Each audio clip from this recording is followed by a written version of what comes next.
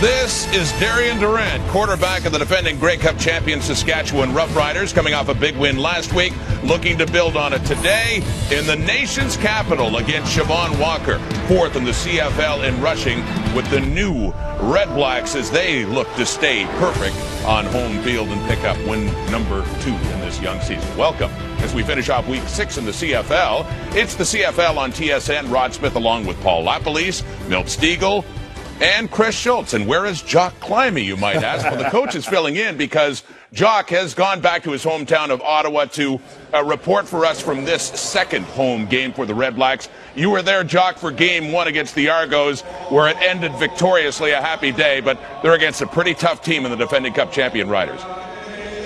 Yeah, I'm going to be proud on the sidelines, obviously, in this football game, and looking to see how the REDBLACKS handle their first real bit of adversity due to injury. You know, coming into this season, I know Chris Schultz talked a lot about how expansion teams are going to struggle most of all with depths. And now, obviously, with Phillips, the heart and soul of their special teams, out of the lineup, Javon Johnson and Kiera Johnson out of the lineup as well, there's an opportunity for some new guys to draw in. Jamil Smith, 5'6", he's going to see some action at wide receiver. And so I think for the REDBLACKS, the key in this football game is to ensure they do not allow Darren Durant to get out ahead early. Darren Durant is always going to look for the big shot, the big play opportunity. They cannot afford to get down 14, 21 points in the first half. Yes, they're at home. They need the crowd behind them. Lots of green and white in this crowd. They do not want to give them something to cheer about early in this football game, Rod. All right, Jock Climby, we'll hear from you again at the half on this game. What used to be, when it was Saskatchewan and Ottawa Roughriders versus Roughriders, it's the REDBLACKS now. And a team, really, yes, they did win that game against the Argos last time they were milk, but they're still developing now in their early stages. They're definitely developing. And the one guy who is totally developed on that team is their quarterback, Henry Burris. And he has to find a way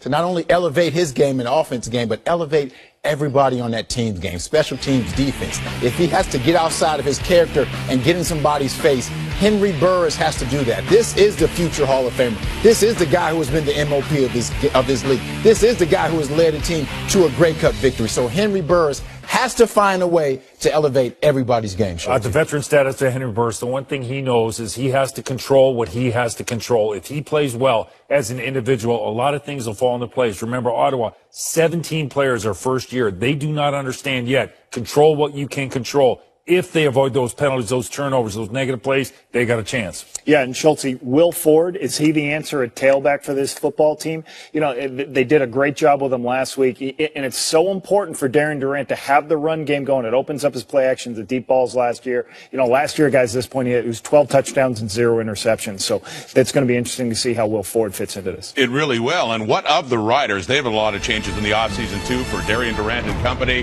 They have looked great at times, below average at times, up against the Ottawa REDBLACKS. And their time back home, looking to win again in front of the home fans at TD Place.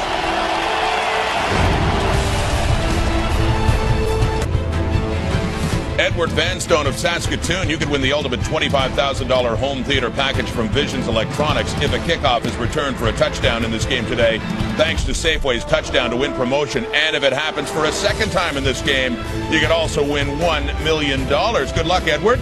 Off to TD Place in Ottawa, Chris Cuthbert and Glenn Sutton. Thank you, Rod. Beautiful Saturday night on the banks of the Rideau Canal. We're at sold-out TD Place, getting set for an old rivalry to be renewed. Once the Battle of the Roughriders, no longer new era. It's the Saskatchewan Roughriders and the Ottawa REDBLACKS for the first time in regular season action. Well, the two quarterbacks will go head-to-head for the 13th time, but let's talk off the top about a couple of their receivers, starting with Darren Durant's Chris Getzlaff back in the lineup after missing 3 games due to injury. On that other side for Henry Burris, his go-to guy has become Marcus Henry, who had 10 catches for 138 yards last week versus Hamilton in the loss to the Ticats. Rick Campbell's REDBLACKS won a thriller 2 weeks ago in their home opener. They hope to defend home field for their first victory over a Western opponent. Corey Chamberlain's Riders snapped a 2-game losing streak last week and now look for their first road win of 2014. DJ Harper back. And the REDBLACKS will get their hands on the football first. Old rivals, Ottawa, Saskatchewan, 4 times have met in the Grey Cup. Met in the first preseason game of Mosaic. This one for keeps.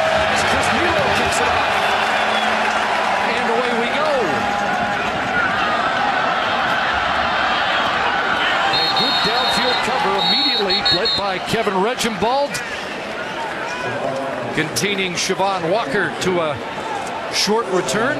Henry Burris leads out the Ottawa REDBLACKS offense that is ranked number 5 in passing.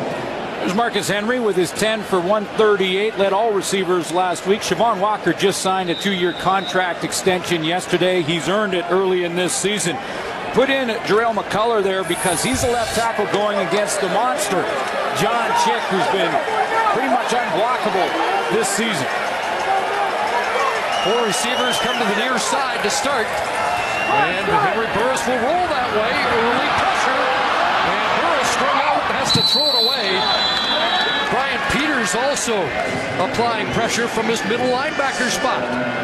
Rider defense, let's look at that monster, starting with John Chick, who has 8 sacks going back to last year's Grey Cup in the last 5 games, 6 sacks on the season, leads the CFL. Tyron Brackenridge, the safety's coming off a big week last week with a couple of sacks, and Tate George is playing in the shadow of John Chick, but has had a sack in every game this year. So 2 different Rider defensive linemen with sacks in every game. And they had takeaways in the first 2 series last week that resulted in Saskatchewan touchdowns. Direct snap on 2nd and 10. And the Riders will rally to the football, led by Terrell Mays, containing Siobhan Walker short of the first down. A 6-yard pickup and a 2-and-out to open this game for the REDBLACKS. One of the stories that we're going to watch closely is how Ottawa tries to block John Chick in this game. And early on in this very first series, a lot of double teams. They bring in Marcus Henry. They're going to block him with Jamichael Dean. By the way, Nolan McMillan and Jamichael Dean played both positions, guard and tackle, this week. We'll watch that. Flag on the play as Brett Maher's kick bounces down inside the 30-yard line. Picked up by Tristan Jackson. Marsha Green off the roster this week. And a flag at the other end of this play as well. So a couple of penalties to sort out on the Maher kick. Kim Murphy's in charge tonight.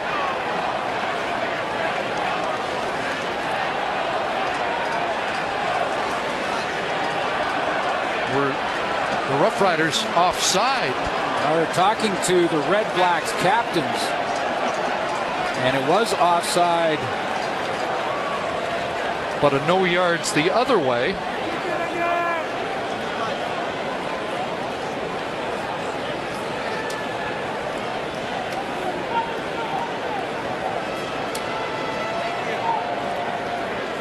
So will the penalties wash each other out?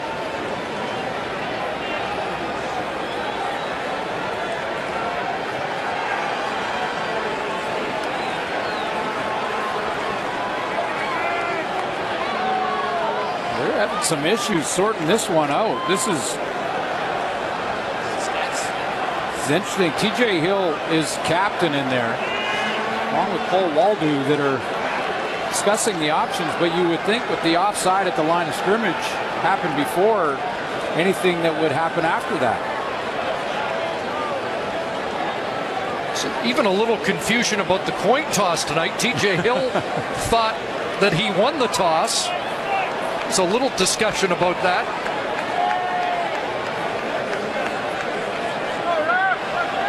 And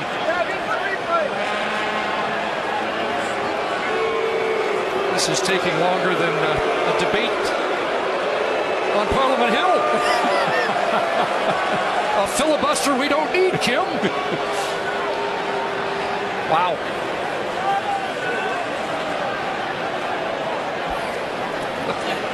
Offside, Saskatchewan. No yards, Ottawa. The offside is declined. 5-yard penalty, first down.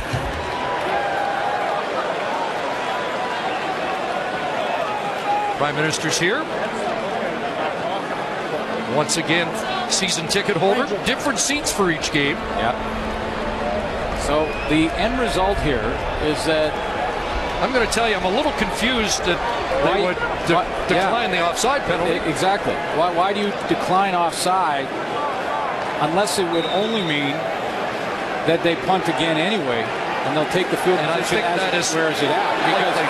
Because if it was inside of 5 yards, then Campbell takes that call, gets the first down.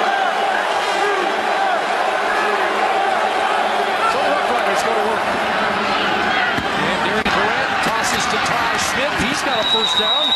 Our starter spots are brought to you by Napa Auto Parts, where custom advice comes standard. Now the Riders' passing game ranks 8th in the CFL, so Darian Durant happy to get Chris Getzlaf back in the lineup. Will Ford, the 4th running back in 5 games for the Riders, and he had a big one last week in his debut, 17 for 113. Dominic Picard at center was a game day decision, and he's good to go. Darian Durant didn't throw a pass in the first 20 minutes last week. His first went into the ground, said he was a little rusty from lack of activity. Got the first completion out of the way. And now they go to the ground with Will Ford for a short gain. Well, an inexperienced secondary for the Ottawa REDBLACKS lost a veteran in Javon Johnson for the next 6 weeks, and he'll be replaced by former New Orleans Saint Reggie Jones on the corner. Jasper Simmons making a name for himself out of Missouri's. Leads all the front seven, the entire front seven for the REDBLACKS in tackles. And starting at end for Chris McCoy is Justin Capicotti, and he'll rotate through at that defensive end spot. Well, here's a cause for concern for Saskatchewan. Brendan Labatt injured on that first running play for the Roughriders. And the top offensive lineman in the CFL is in some obvious discomfort as he hobbles off.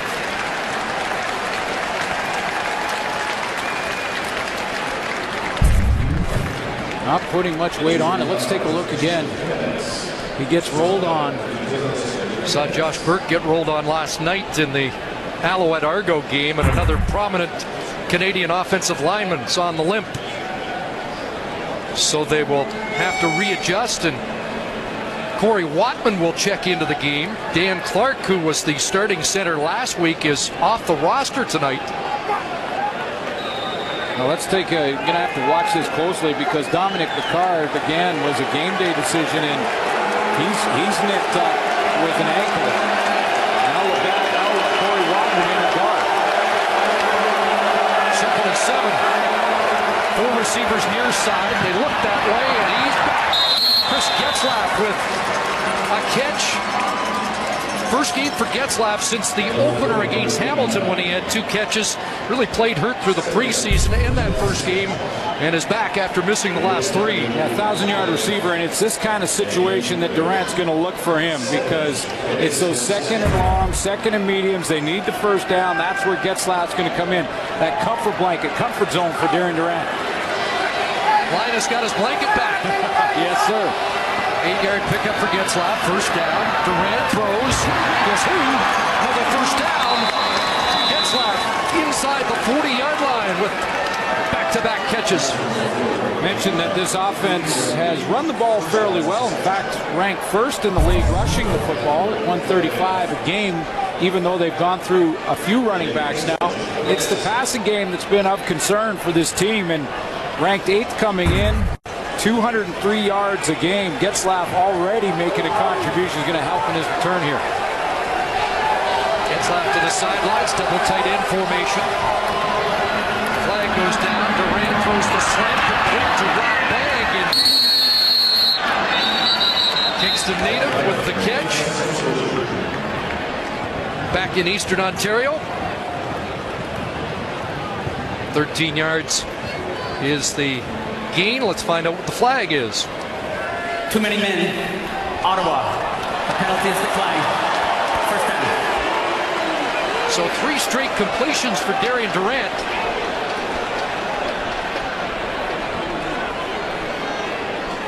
Who did not have any passing yards in the first or fourth quarter of the game last week. And there's some confusion. Rick Campbell wants to call a timeout. They're having all kinds of personnel issues here, trying to get lined up correctly.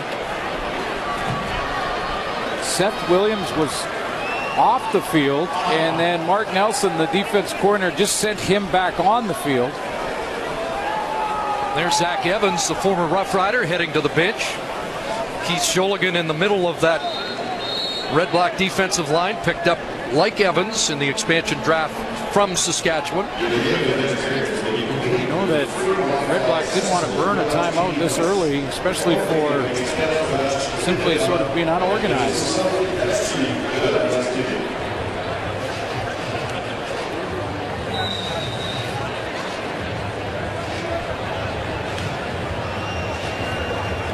So it looks like they're set now. Roughriders on the march. First down, Ottawa 25.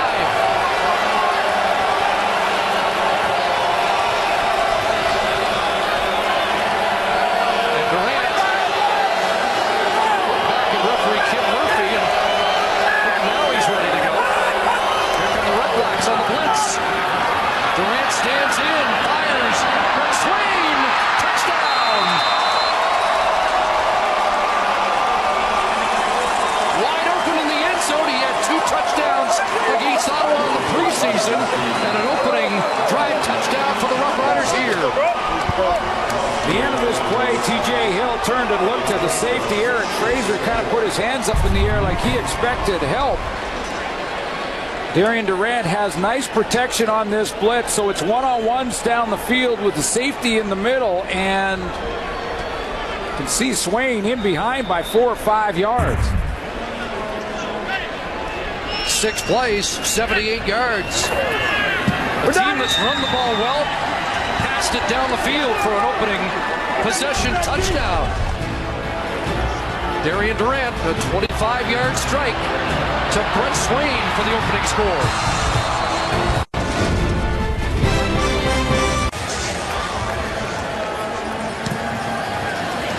Milo kicks it off. And it's Siobhan Walker on the return. Bumped up just short of the 40 with a flag on the play. 29 with a 29-yard return. Let's see what happened and why TJ Hill was talking to Eric Fraser, the safety. There's the routes from the Saskatchewan Roughriders.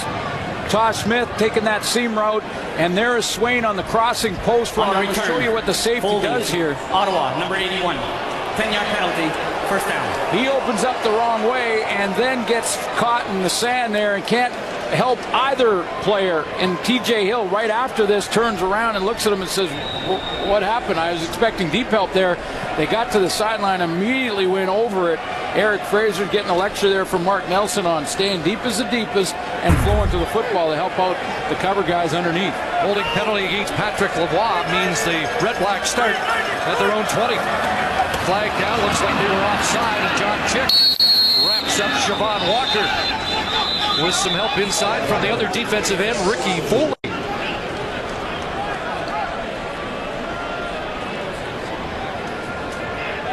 So a sputtering start for Rick Campbell's crew at home.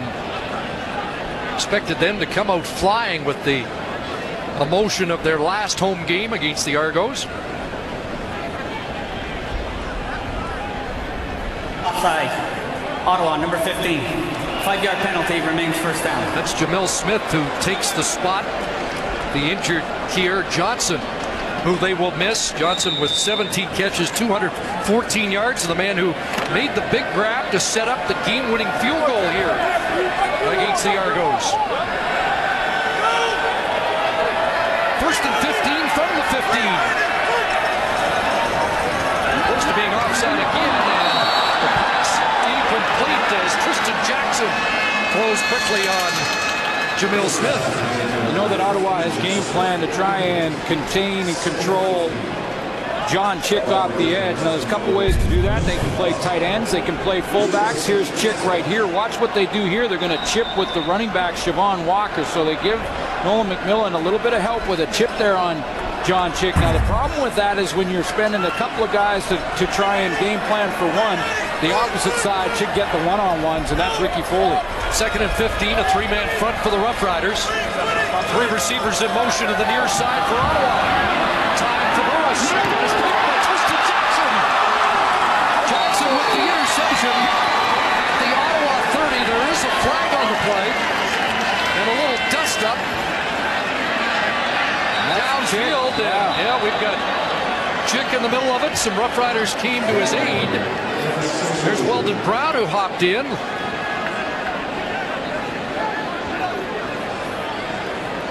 Like Jermichael Dean and Chick were going at it. See how this impacts the Jackson interception. All against Ottawa. Yeah.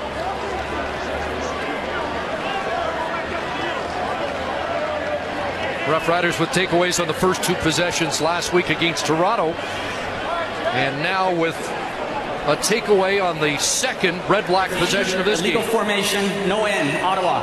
That penalty is declined. Major foul, unnecessary roughness, Ottawa, number 50. We have a change of possession on the play. Half the distance to the goal. First down, Saskatchewan. Penalty charged against Jarrell McCullough, the left tackle. Tristan Jackson has his first interception of 2014. Roughriders with the lead in the football. Everything going right for the green and white in this opening quarter, but for the injury to Brendan Labatt. With more on that, here's Matthew Shinetti. Guys, some obvious concerns for Brandon Labatt. As soon as he got to the bench, the training staff lets him, took his right shoe off and looked at that right ankle. He was in a bit of discomfort. His teammates coming around him. He kind of wasn't really paying attention to them. And now they've taped up his ankle. He's put his shoe on. As you can see behind me, he's kind of just testing it out, getting his balance right to see if he can actually go back in the game. Guys?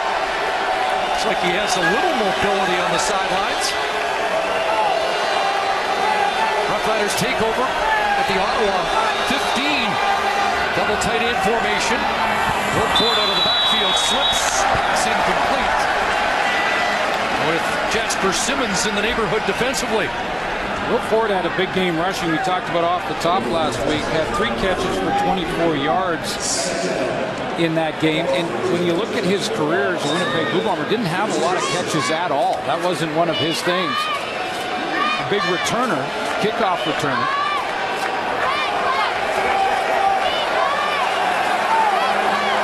So 2nd and 10. Receiver pack.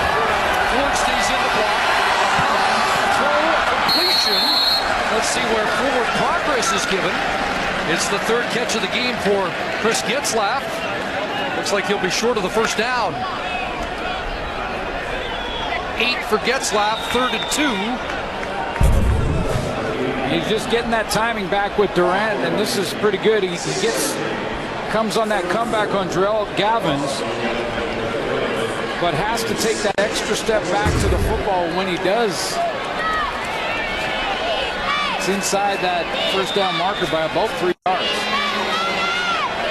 So Milo on to attempt a field goal from 15 yards out.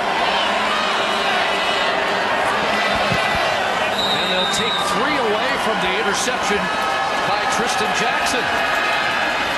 Saskatchewan opening up a 10-0 lead. And Henry Burris has some work to do when we come back to the nation's capital and sold out TD Place.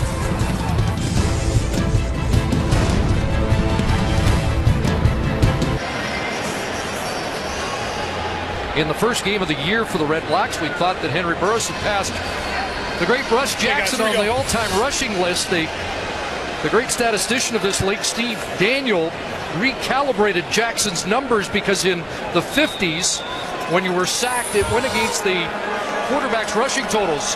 So to be consistent, they changed the Jackson totals, and now Burris 10 yards away from passing as Siobhan Walker goes ahead. And we mentioned that because you have a feeling that Burris may have to start taking off to stretch this defense a bit. Yeah, he's going to have to run the football. Last weekend's Hamilton ran it 9 times in that game. It was a season high for him and had 32 yards rushing.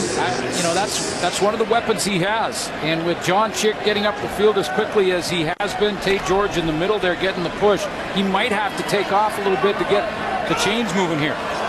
Red Blacks are 7th running the football. Roughriders 7th defending the run. 2nd and 6. Pass for Henry. Up in the air. And checking out to Brian Petersburg's down. It's another interception. And about 4 players had their hands on the football before Peters claimed it for Saskatchewan. First of all, the throw is high from Henry Burris, and when Marcus Henry turns around, it's going to be to the right of your screen here. When Marcus Henry turns around, it's high and he's got that wobble on it. Can't control it. Now it's just up for grabs, and he's outnumbered 4-2 there. John Delahunt got in late, and it's Brian Peters that comes up with him. Roughriders had 3 interceptions coming into the game. They have 2 in the opening 8 minutes tonight.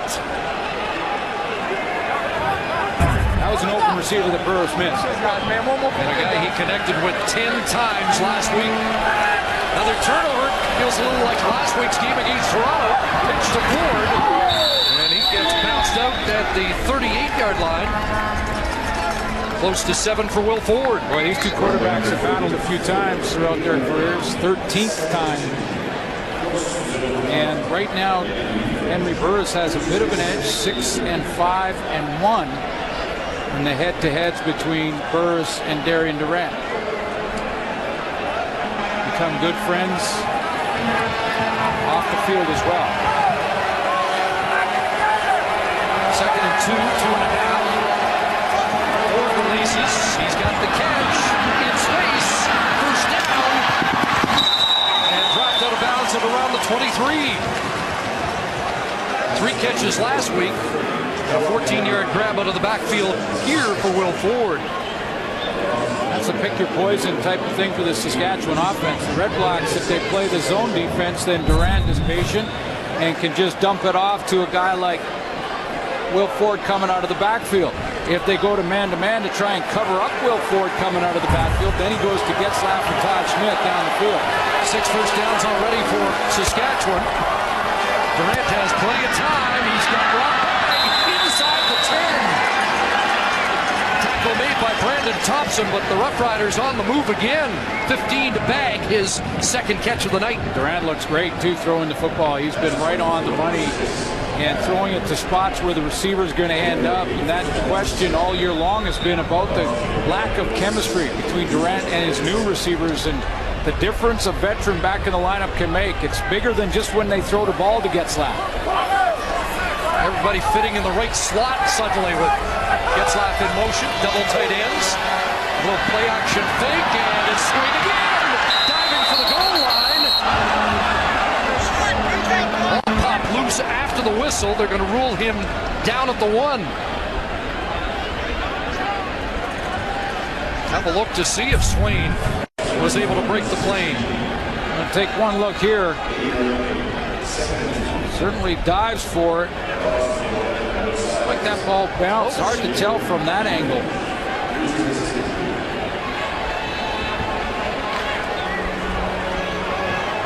So down just short of the goal line. Sets up 2nd and goal from the 1.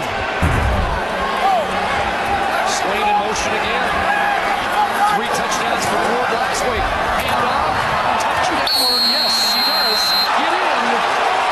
And Will Ford has his 4th touchdown in 5 quarters as a Saskatchewan Roughrider.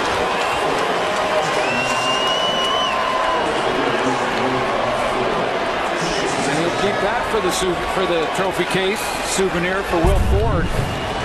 He had to fight for this yard. He's hit short, got turned sideways.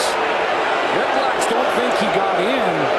And again, scoring plays must be reviewed, so we await confirmation of the touchdown. Well, the reason I question it as well is because he got turned around and the ball has to cross the plane, not the body. The previous scoring play is under review by the command center. In fact, the body can be in the end zone. If the ball isn't, it's still not a touchdown.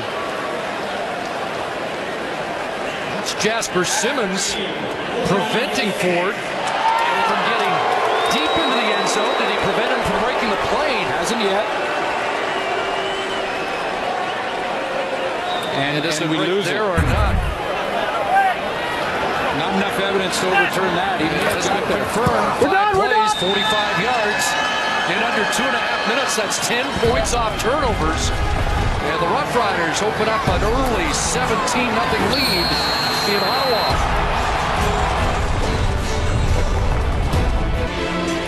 CFL on TSN continues Thursday. Roughriders and Blue Bombers in Winnipeg. Live coverage kicks off 8 Eastern, 5 Pacific, right here on TSN. You can also watch on TSN.ca, TSN Go. There was a suggestion this might be a trap game. Yeah. These Saskatchewan Roughriders looking beyond Ottawa to Winnipeg. I think we've got the answer to that in the first 10.5 minutes. Now they're ready to play. 13 points off turnovers. They had 20 last week against the Argos. Shabbat Walker on the return picks his way to the 30.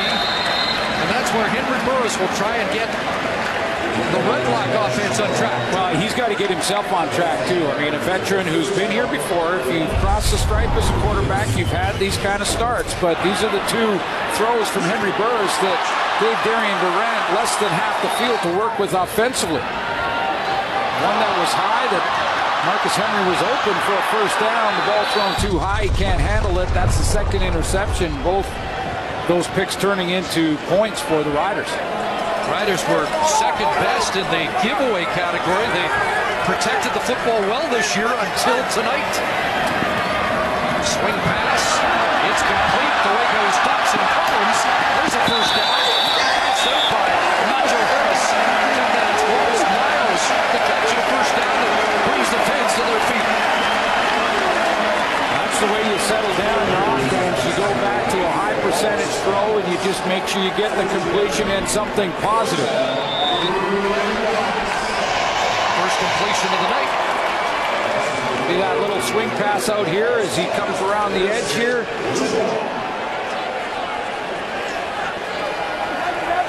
Nice yards after the catch. High percentage throw. 13 for Wallace Miles. Now it's Walker inside. And quickly brought down by Derek Walker, who's been solid at defensive tackle. At this point, it looks like to me that the Red Blacks have moved Jermichael Dean to tackle to go head-to-head with John Chick when he's on that side of the formation. Now Chick's playing to the field, or to the wide side of the field, so he's going to go up against McCullough in this play.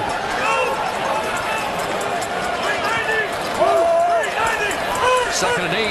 Riders show pressure. Here they come. It's dumped off. Walker does make the catch, but Tyron Brackenridge responded well and slid off and made the tackle, preventing Walker from a first down. So how do you, when you know a team's going to game plan for a defensive end, how do you defensively move your chess men? And the way that they did it for Saskatchewan is move John Chick inside. Get him on a little stunt. And he battles with the interior guys a little bit.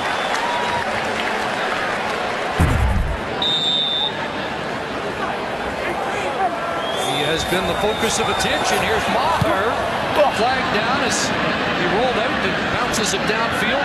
Tristan Jackson. They get inside. Look out. Big block. Maher slows it. He's still going. Finally dropped at the 25. Another area that's been terrific for the Red Blacks. The second best punt cover team. Had all kinds of trouble containing Tristan Jackson. Rod Williams makes a good block to get Tristan Jackson started. And then Tay George. First down, Saskatchewan. Terrius George comes down the sideline at 280 and levels a huge hit on a Red Black. That was the block by 37. Watch number 93 coming down in here, and hello right there. Not sure who he got. Looks like that's Andrew Marshall that gets steamrolled. It is. Wow. The number of that truck, 93. 62 yards. Let's go, baby. And the Roughriders start again deep in Ottawa territory. Durant looks for Bag, and he's got it in the corner down at the 1. And the Kingston Products had a big first quarter. 26 for Rob Bag at his third catch of the night. Almost like they game planned to get him the ball a little bit more tonight, because his first couple of plays he's gone on the in route like this. Well, this time he goes and he runs the corner route. So they work that corner in Seth Williams a couple times on that dig, and then they set him up for this one in a key situation, get him down in the goal line. 3 for 53 as he works against Seth Williams. First and goal at the 1. Will Ford time. Touchdown. 2 more for Ford tonight. And 5 as a Rider in as many quarters.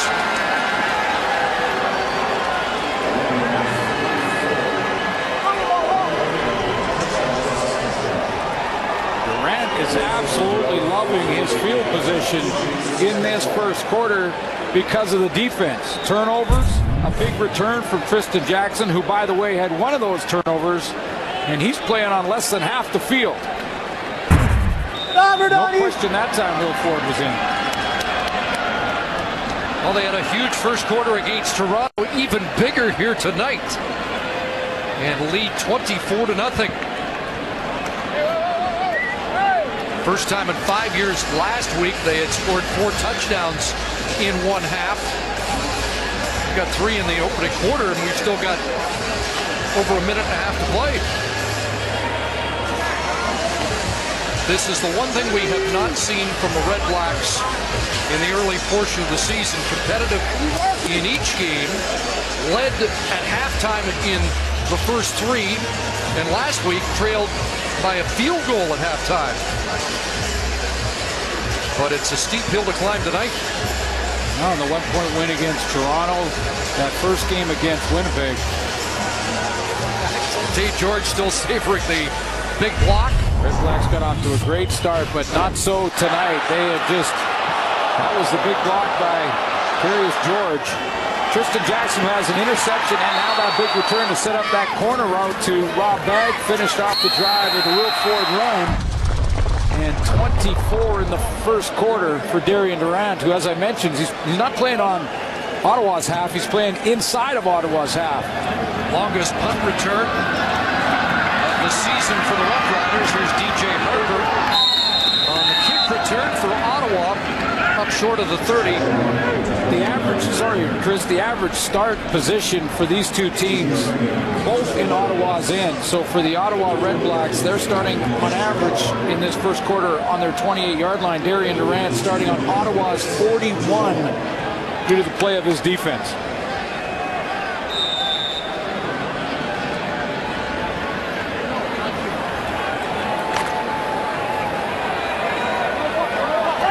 Henry Burris tries to stop the bleeding.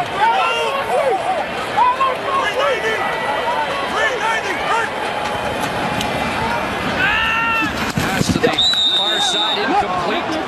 And Burris 2 for 7. Unable to connect with Jamil Smith again. Chris, he doesn't look right. I mean, there's something going on with that throwing motion. Even that throw, which was a routine short side out for him. I mean, he has the arm strength to throw a laser there. Just, I don't know if he's looking at the rush or he's not stepping into his throws. I'm going to watch him closely, but he just does not look right. Second and 10. Can't find a receiver. A flag comes down. That pass incomplete. And the flag is in the Saskatchewan secondary. Even that throw, he had 2 receivers there. Marcus Henry was one of them. Jamil Smith the other. Illegal contact on the receiver, Saskatchewan, number 3. It's a 10-yard penalty, first down Ottawa. Macho Harris called. Henry Burris threw it in between his 2 targets, so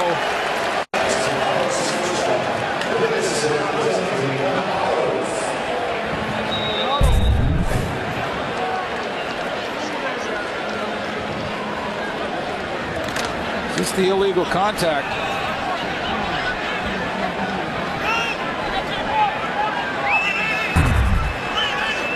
Not sure we saw it. Seat contact there by either guy. Pass incomplete as they try to connect with Henry again. 10 catches, 138 yards, and a touchdown last week, but unable to make that connection so far tonight. Last series, they tried to go first down to Siobhan Walker in the run game, and the Riders shut the door on that. Now they're trying to throw it, putting themselves in second and long because Burr is just not sharp in this first quarter.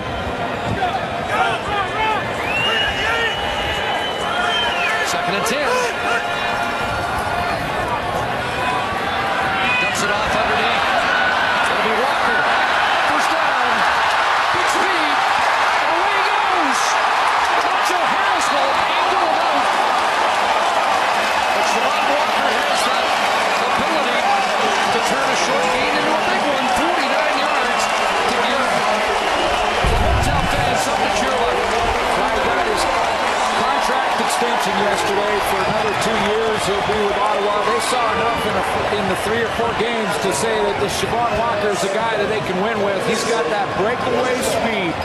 And back when he was in Sioux Falls, South Dakota, playing college ball, he also ran track and field and ran a 10.5 100.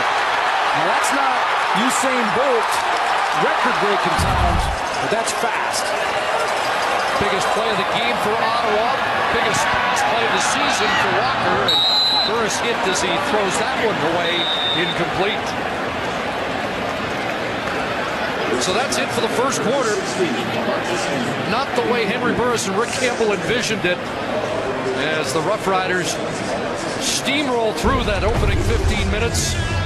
13 points off turnovers, 1 touchdown for Brett Swain, and a couple for Will Ford. And it's 24-0 after 1 quarter.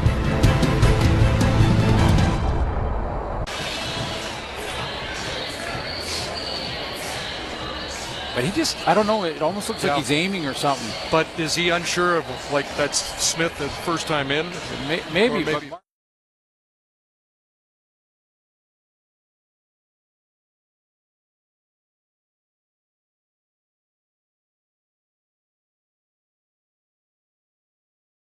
last week, 10 short of that in the first quarter tonight. because of the play of the defense for Saskatchewan, Durant starting in Ottawa's end on their 46 on average.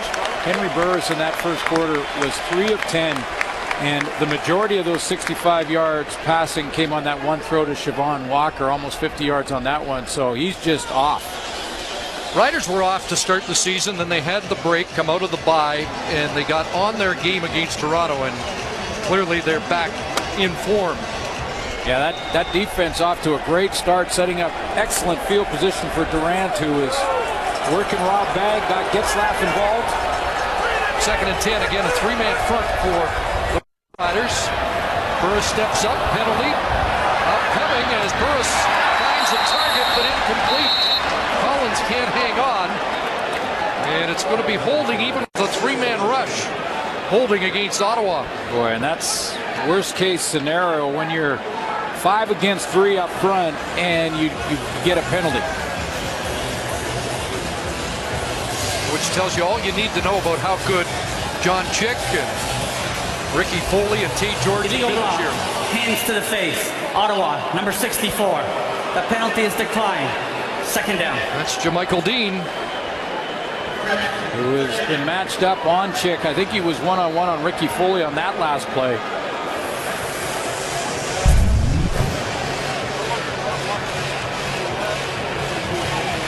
That's Foley in front of him, and that was marginal, borderline at best. So Maher from 31 yards out, he was 6 for 6 in the home opening win against Toronto. And it's going to be that kind of night, is it? That ends a consecutive streak of 10 in a row for Maher. Nothing going right for the home team.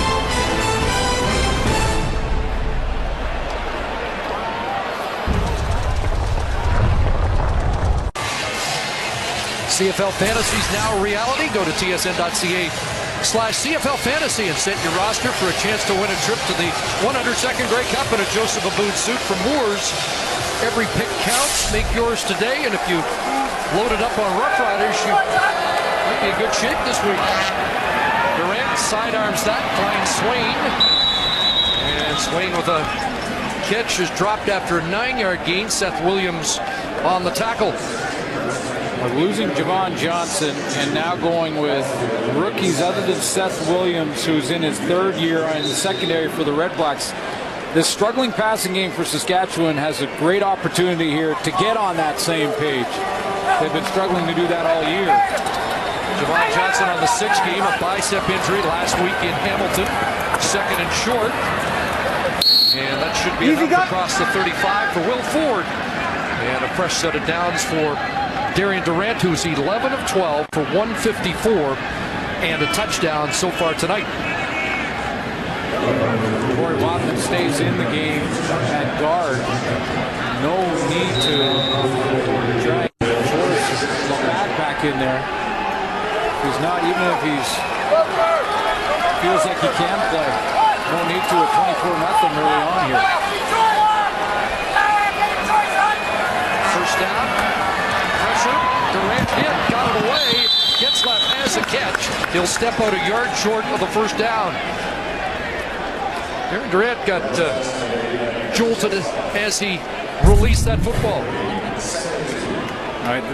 He has been on. He did get a hit and then one a little bit that one high as well. He broke down the team yesterday, and the message was, are you ready? Because he was ready for the questions about this being a trap game and wanted to make sure his team was not going to fall into the trap. Ford bouncing outside. Dragged down at the 51-yard line. Jasper Simmons on the scene once again. Well, so far they're settling into Will Ford. The question will be when Will Ford drops the football and fumbles it. It's been the interesting coaching decision from the Saskatchewan Roughriders coaching staff that when a running back fumbles, he's on the bench or worse. 6 carries, 21 yards.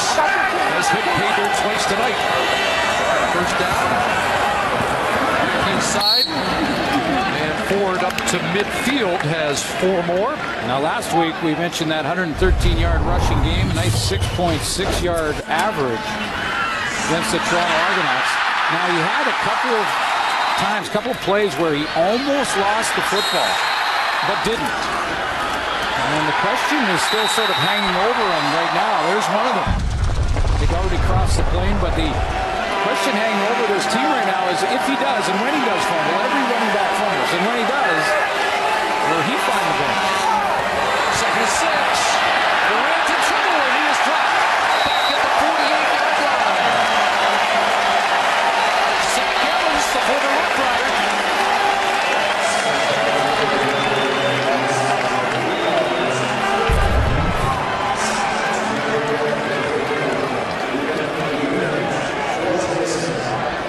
Blitz coming from the safety. Zach Evans and Connor Williams together. Evans a couple of years with Saskatchewan. He'll savor that sack. Defense finally gets the Rough Riders off the field. First punt. And return not going very far. Tim Maypray surrounded after the 42-yard punt. Struggling start for Henry Burris. Let's check in with Jock Climbing on the sidelines. Well, the thing that struck me in the first quarter was how badly Henry Burris threw the football. I've never seen him throw so many ducks. And then I realized looking around me that this is hardly mosaic, but the wind was gusting a fair bit. Now Darren Durant is now going against the wind, and the wind has died down. And when it was going, Darren seemed to have absolutely no problem with it. Henry has got to figure out a way to get a grip on that football and start knifing it in the way he's used to if he wants to start moving the football.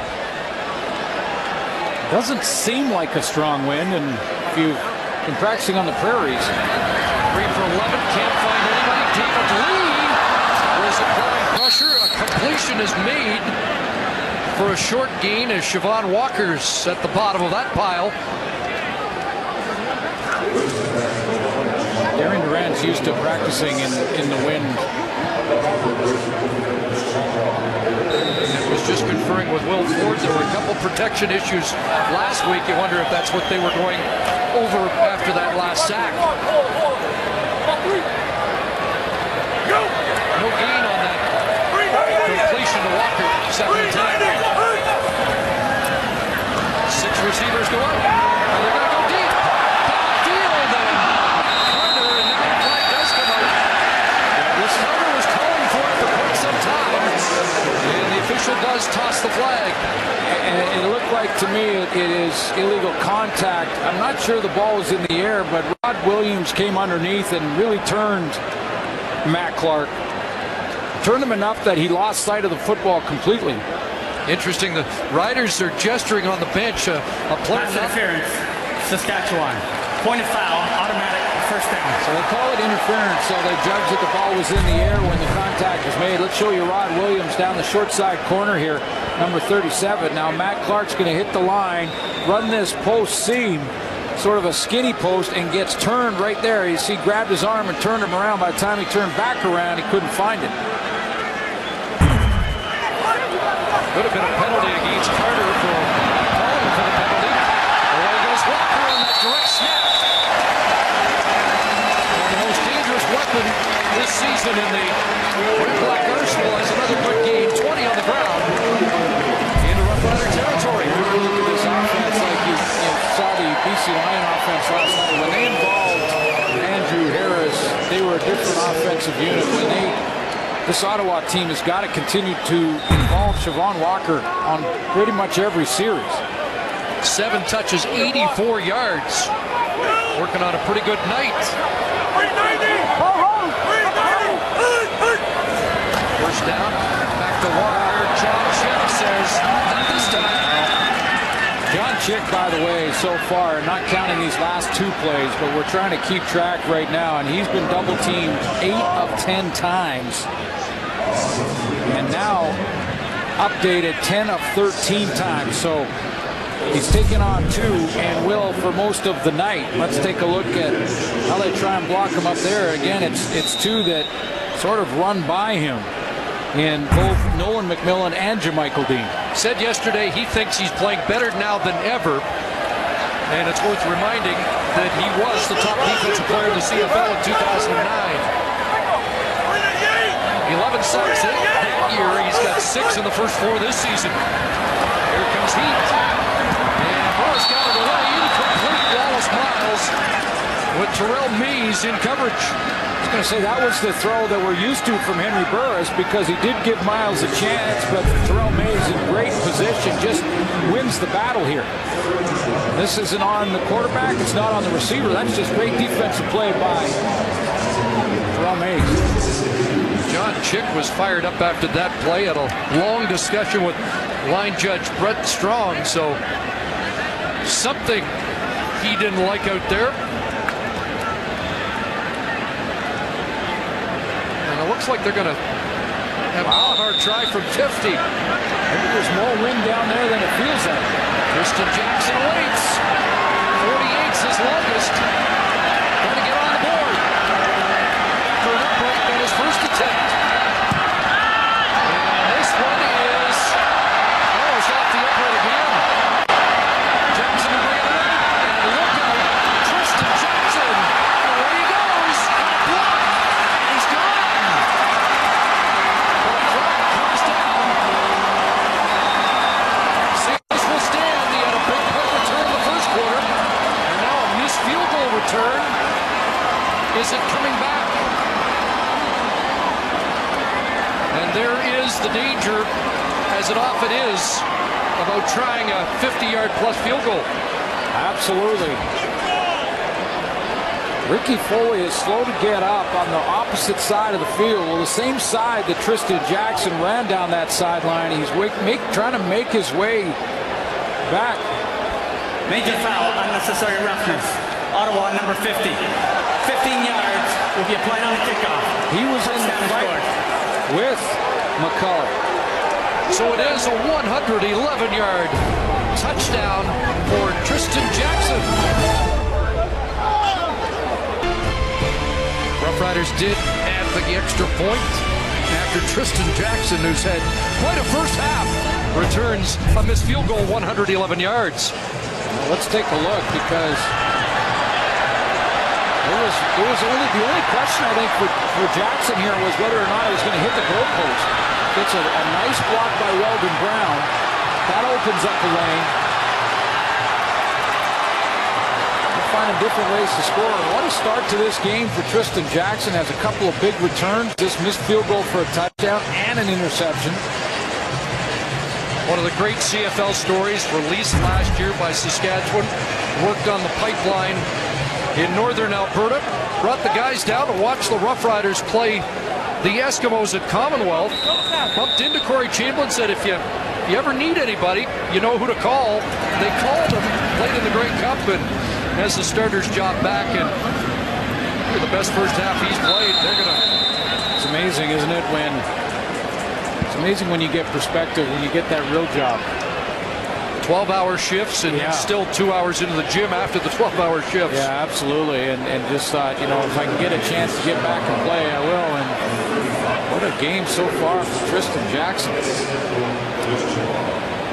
Burris is going to see 38 in his dreams. And so will the cover teams for the Red Blacks. Hank didn't like the way it went to Mosaic last year in the Grey Cup, but this first half really getting away from the Red Blacks in a hurry.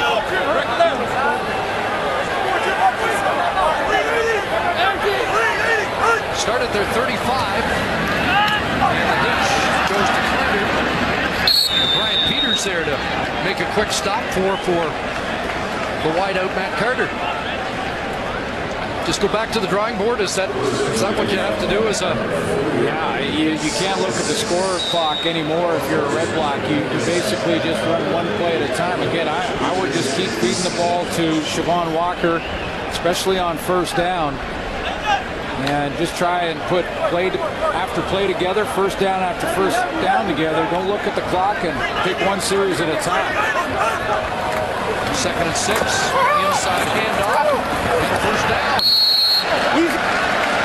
Walker across the 45-yard line. Tate George on the stop, and 7 more for number 29, who has been the lone bright light. First of all, give their defense a rest. Get a few first downs to do that while they rest on the bench. And then chip away at the score slowly. And you can just feel here the fans want anything to cheer for. And there hasn't been much. Walker straight ahead. Another good first down lead. Ricky Foley the tackle this time, but Walker for 7 more on first down. He is a guy that they can cheer for here in Ottawa, because when he touches the football, you just feel the anticipation that this building feels like the moment he has it, whether it's a running play up the middle like this or one of those little dump passes that he's able to break it. Outruns angles so quickly. 4th in the league in rushing, 46 yards on 6 carries tonight. Second down. Brown breaks that up. Intended for Dawson Collins. Siobhan Walker picks up the blitz. It's Tyrone Brackenridge that's going to come down from the safety spot, pick it up. So that's a one-on-one for Weldon Brown. And Weldon Brown closes quickly on Collins. There's Dobson Collins right here. Now he's got to open up because the safety's coming on the blitz. Good break on the ball. Offense stays on the field with Thomas DeMarco out of the shotgun on 3rd and 3. And he's good. And look at this one bounce all the way down as the Roughriders are all moved up and fans on their feet. Wait a minute, is he onside? Let's find out. Is that Dobson Collins touchdown? Was he onside? All he has to do is be behind Thomas DeMarco when he kicks the ball. Any player behind him or the kicker can hustle down and recover it. Well, a little innovation from Rick Campbell, and they're going to call no yards and get a challenge in all likelihood. Well, it's reviewed. It's a scoring play. But Dobson Collins starts out way behind Thomas DeMarco in No yards. Ottawa, number 80. 15-yard penalty applied from the 10-yard line. First down, Saskatchewan. Well, it is a scoring play, so you're right. Rick Campbell shouldn't have to spend the timeout. He wants to make sure it's reviewed. Here's Dobson Collins right here. Here's DeMarco. Let's watch when they snap and kick the football. Dobson Collins is back and now eligible to go and return it, but is he behind on the kick? Looks like he's onside. And that's the question he has to be. He cannot be in front of Thomas DeMarco when that ball kicks. Now the other question, Suits, it looks like Collins is onside. Was there anybody else in that 5-yard restraining area? Well, they called Collins' number. Scoring play is under review by the command center. They called Collins' number as the guy that was inside the 5-yard zone. They said it was no yards 80. Now it was Miles inside the 5-yard zone. I think Wallace Miles might have spoiled the party, because Collins clearly is onside. But they called Dobson Collins. That'll be interesting to see if they can overturn it and see that there was a different player. They are allowed to find another infraction. And this is going to be a hard one for the Red Blacks to swallow if it's called back on another player being in that 5-yard area. I think we can safely say right here, by that shot right there, that Dobson Collins is onside. No question. Okay, so he is onside on this kick and can go down and recover, does not have to give the 5 yards. And so can DeMarco, who takes off to try and get it. Now, Miles cannot be inside. After review, it's been determined by replay, number 80 was onside. Touchdown scored on the play.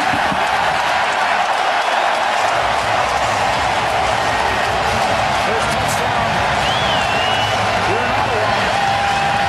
And a little controversy around it. It's the first touchdown for the home team.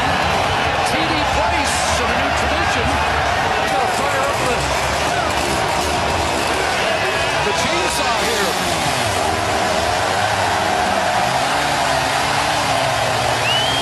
And the first has been made.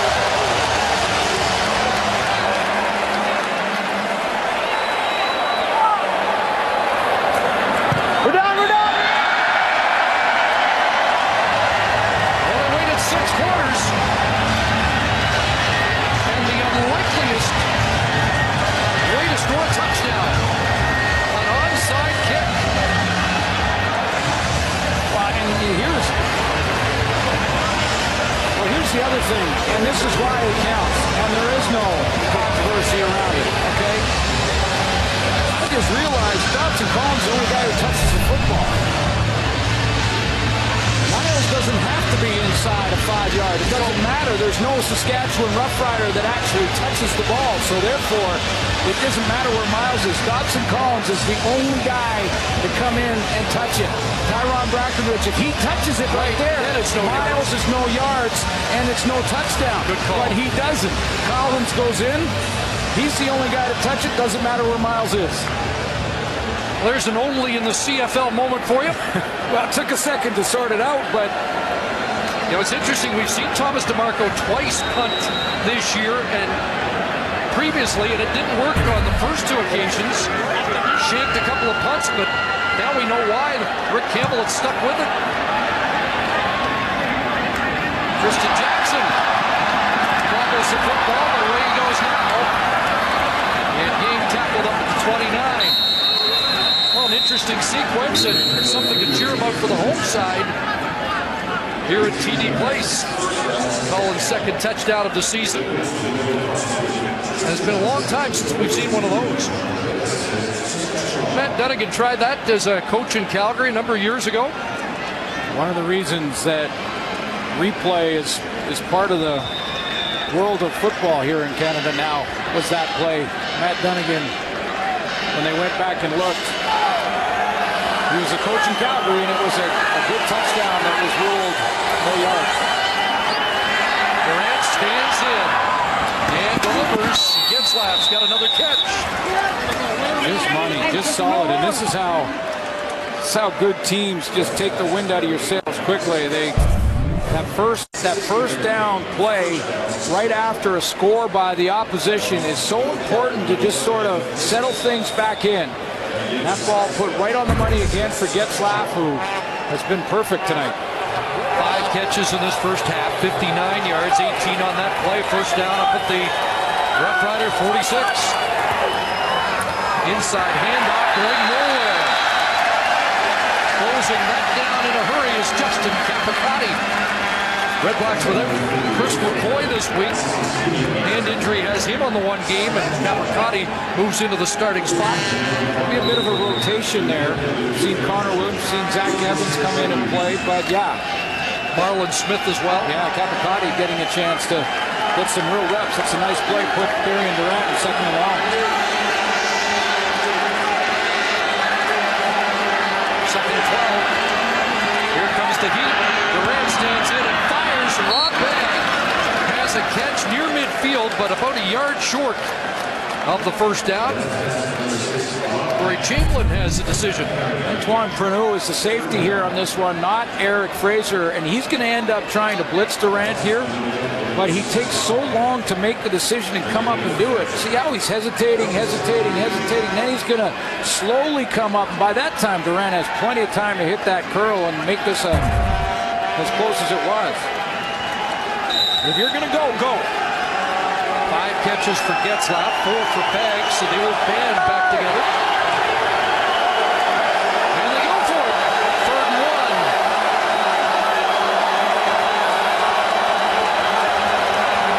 Out of the backfield, Ford drops the football. Turnover on downs. When he would have easily had the first down with a catch. So that has the fans back in it here at TD Place. A touchdown on a onside kick, and now a turnover on downs.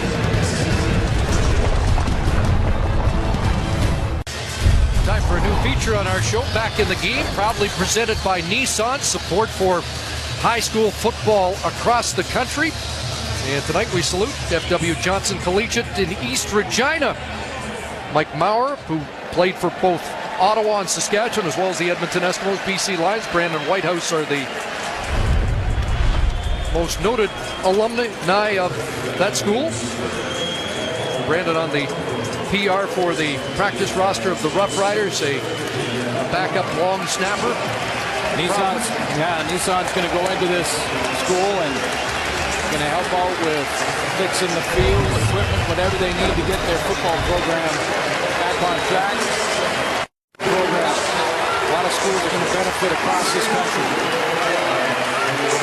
Hats off to the 2001 city champs of Regina.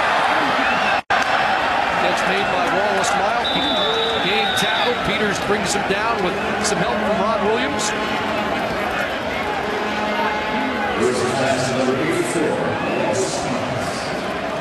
You know, we've all been excited about the return of football to Ottawa. Here they are on the wrong side of a lopsided first half, but still pretty good atmosphere at this sold-out stadium. Had something to cheer about in the last couple of minutes, and now looking for another touchdown to get back into it. Collins cut down as a catch up at the 38, brought down by Tristan Jackson, and has 5. I don't think Henry Burris is throwing a spiral tonight. He's starting to get his placement a lot better in this second quarter. He's got the wind at his back now. It's helping him a little bit, I'm sure, as Jock Climbing mentioned, but that one had a good wobble on it, good NCAA wobble. Flags are almost still, so unless there's a... Gonna try one deep here, and Matt Carter astride short of the football. Well, that's exactly where Burris had to put it, and that was the throw that we're used to from number 1. Put it up nice and high, gave Matt Carter a chance at it. He didn't want to bring in Macho Harris into the picture, so he's going to throw it away from him to where only Matt Carter could catch it. You see, he's got a step. Just about a half a yard out of his reach. Been a tough night for Maher, off the uprights on his first. His second miss from 50 and return for a touchdown. Now he'll try from 46 out. Wait a minute. Or will he? But something else may be on. It's, we got all the plays in the playbook, but Jerome Mays ends up with that one. Thought Don Matthews was consulting in Montreal, not Ottawa. Well, this one is John Delahunt, and John Delahunt he starts in the formation, the field goal formation. And then he's going to get out of there, and it's going to be this little pooch kick. Here comes Delahunt, so he's going to get in behind, and then the pooch kick going in this direction right here. But Terrell Mays, he said, okay, wait a minute, there's something up. I'm going to just go out and hang out and make sure I get this guy covered down. And he kicks it right to him, yeah.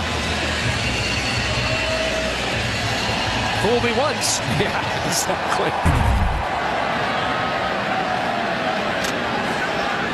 Saw that a few years ago. I think Bombers tried it. Somebody tried it in Edmonton a few years ago.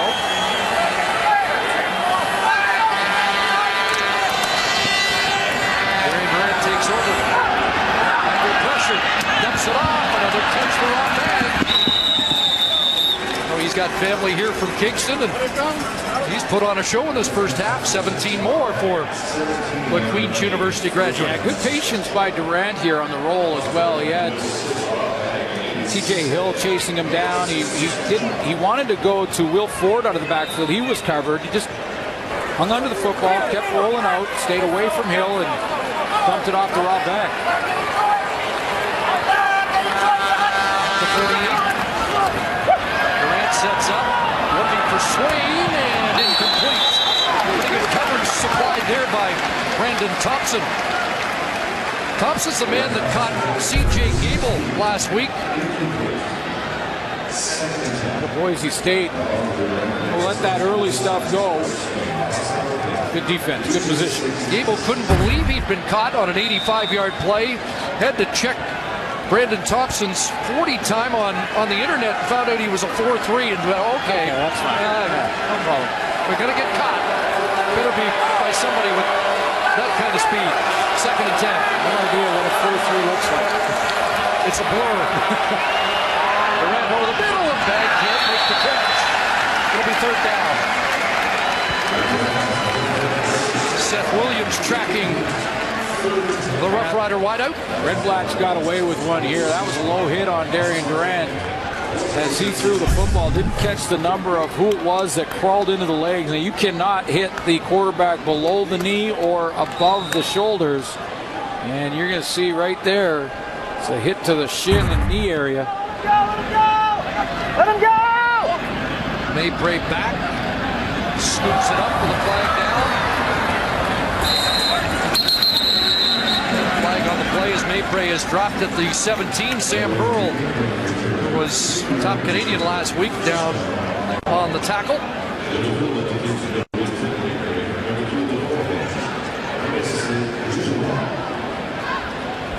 Well, the ball was in air. Holding, number 38, Ottawa. 10-yard penalty at the point where it was caught. 1st down. That's James Green called, and it backs Ottawa. Just over a minute to go, then it's TSN at the half.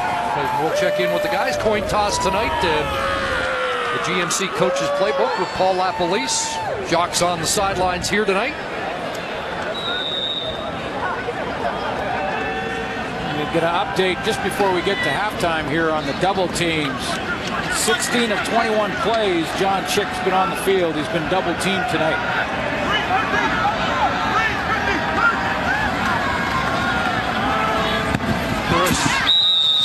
Complete to Collins, steps out in front of Weldon Brown. See if the Red Blacks can manufacture something in the final minute.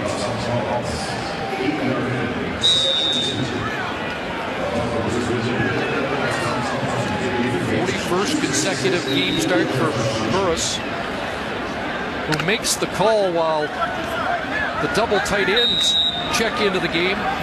Delahunt and Lavoie. 2nd and 2. Walker. 1st down. Met inside by Hurl, who got those top Canadian honors with 7 tackles and a fumble recovery last week.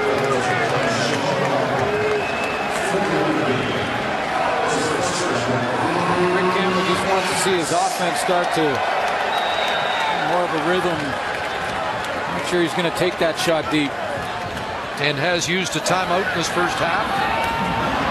Pass wobbles well away from anybody. There are 4 Rough Riders closer to the football than any Ottawa target.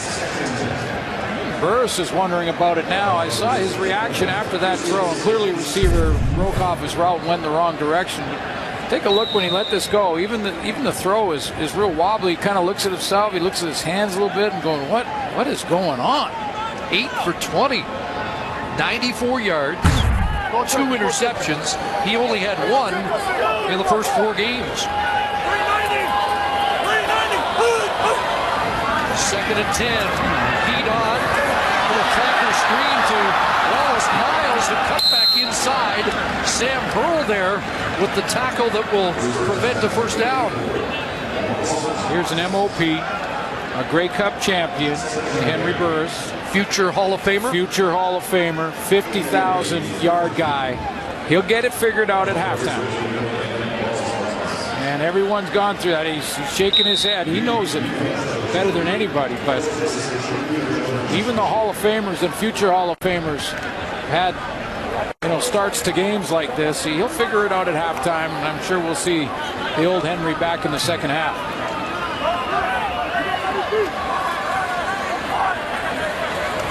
Nothing special on Let him this go, time let him go, for let him go! See if Tristan Jackson does something special. He fumbles the football, and Ottawa gets it back. John Delahunt, the former Sooner, goes up with it. Late flag here. And another flag comes down. And 5 seconds. Not sure if Burris can squeeze a play out, and this would be a 55-yard field goal attempt. Although the flag might make it closer if it was against Saskatchewan. And again, 2 different penalties to sort out. Now the flag was way late. It was even after the fumble did the flag come out. And it wasn't in that no yards area.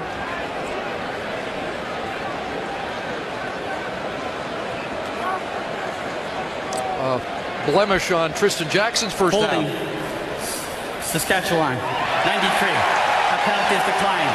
We have offsetting objectional conduct. Objectional conduct, Ottawa 33. And objectional conduct, Saskatchewan 27. Those plays offset, be first down, Ottawa. So Verdoni and Peters got involved.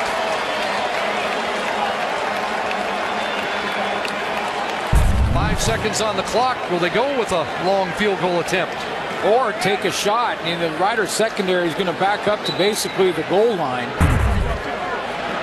And does Burris just try and throw it up there and see if he can either get a completion or maybe sort of the Hail Mary tip type play or quick kick?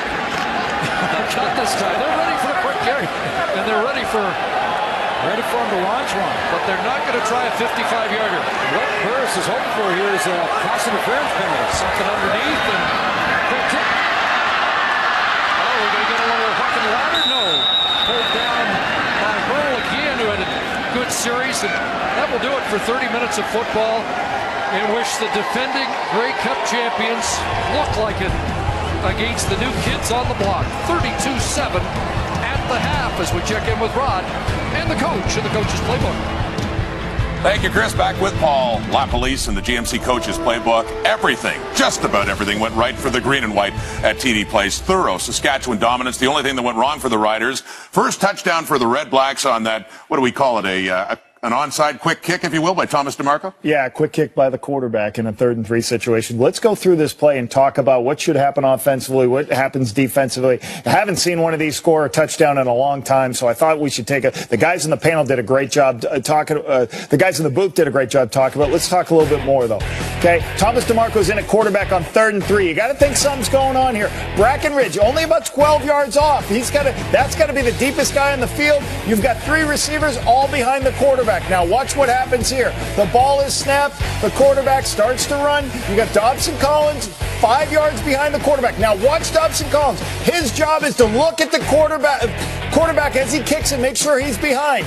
You've got 3 players now. What they have to have an understanding is the guy who kicked it, DeMarco, as well as anyone behind him, is now can recover that ball. And it's a live ball for them. They can go take it for a touchdown. Right here we have Wallace Miles. You know why he's not sprinting to the ball? Because he's not onside. That's why he's staying away. great move. And what you need to do, Breckenridge has got to fall on the ball there, give up the point, and then they live to fight another day. Second straight game for the Riders. They have taken advantage of early turnovers to take a big lead. Yeah, certainly this looks just like last week where early turnovers, Riders get a short field, easy touchdowns for them. So that's got to be cleaned up for the Red Blacks in the second half. 24-0 Saskatchewan at the quarter, and they still have the big lead at the half despite that Ottawa touchdown near the end of it. Saskatchewan looking strong at TD Place, up 32-7. We'll head to Jock Climbing and talk to the rest of the panel as well.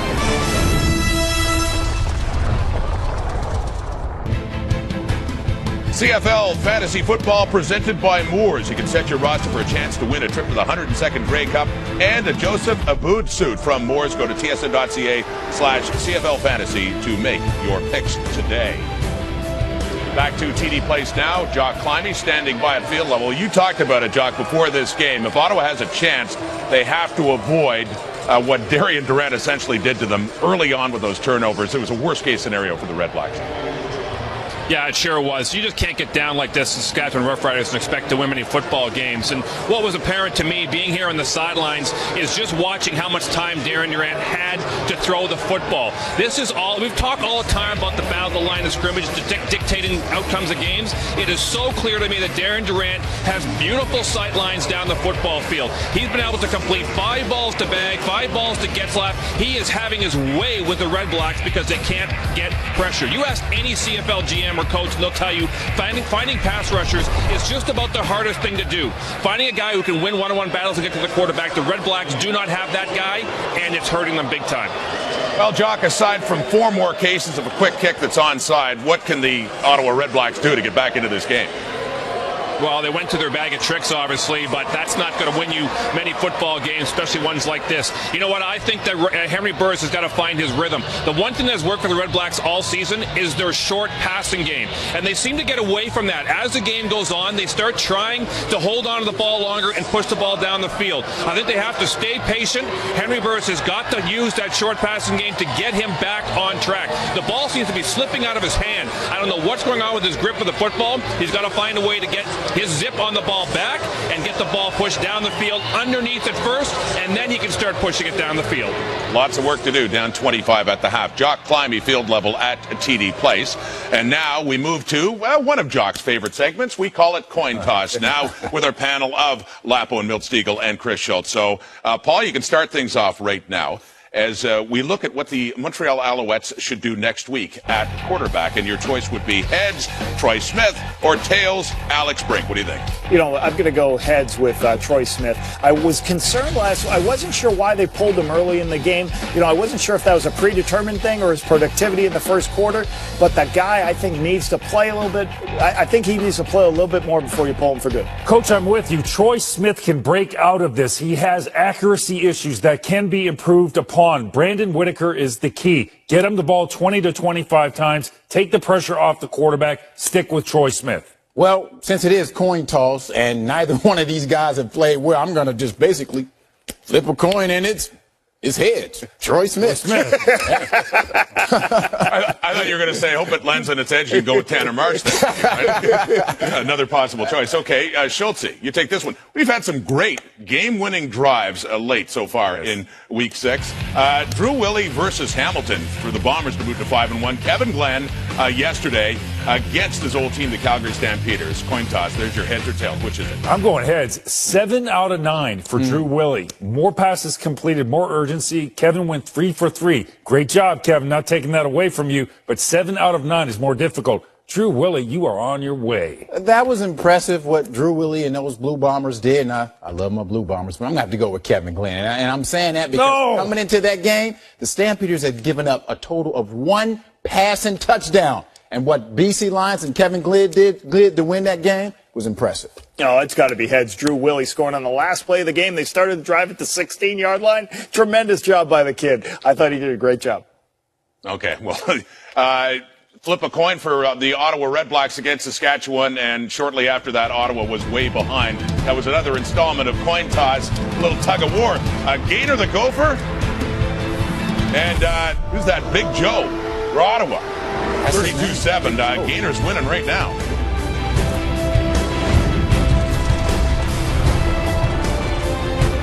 Riders rule at the half in Ottawa. Here's Lapa with the halftime stats. Yeah, both teams have 2 turnovers. Difference is Saskatchewan's got 10 points off them turnovers. So that's the difference in this game so far, guys. It used to be when the CFL was in Ottawa. Brent Wallace was always there, but here he is hosting SportsCenter. Brent, take it away. You got to do what you got to do. Yesterday, long day for PK Subban at an arbitration hearing, just like it seems like the Red Blacks are going to have a long night tonight in Ottawa. Now, Subban has agreed, however, to an 8-year contract extension with Montreal with a total of $72 million. The deal avoids the pending arbitration ruling, carrying an annual cap hit of $9 million. He was second in team scoring last season with 53 points. Blue Jays and Astros tied at 1 early. John Singleton delivers a base hit to right. Chris Carter comes in to score. Astros up 2-1. Top of 3, a man on for Jose Bautista. He lines a double to left center. Anthony Go scores all the way from first. Game tied at 2. It's now 4-2 Astros. Top of 6. And we've got SportsCenter right after the game. Full highlights and reaction from TD Place. Also, Vasek Pospisil looking to join Milos Raonic in the final of the City Open. SportsCenter after the game. Welcome back to TD Place Stadium in Ottawa. Big first half for the visiting Saskatchewan Roughriders. Matthew Schnetti is standing by with the coach of the Red Blacks. Coach, what was the message in the locker room? Well, there's 30 minutes of football left, and there's a lot to be determined. Obviously, it didn't go the way we went to in the first 30 minutes, but all we can control is what's going on forward from here. Some of the things the players are telling me about your approach with them is you let them govern themselves sometimes. On the sidelines, I'm watching them talk to each other. Is that the kind of atmosphere that you want? Well, we're all in this together. We're all grown men, but you know, we'll rally here, and I expect good football in the second half. Thanks, Coach. Yeah. He's got to rally.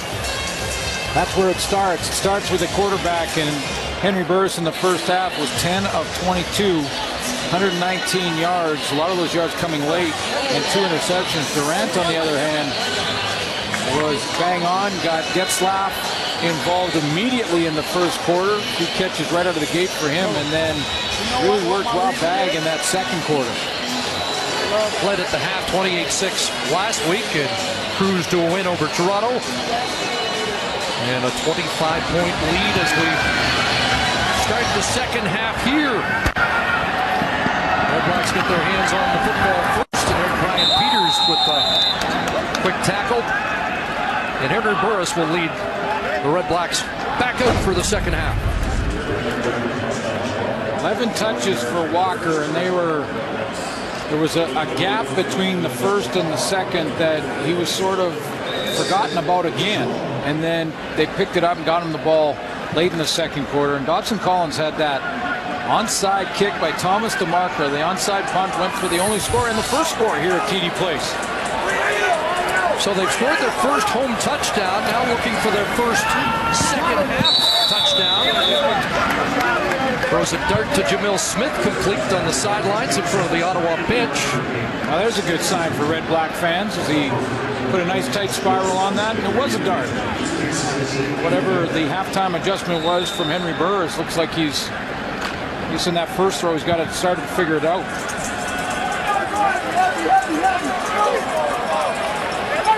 Second and 2.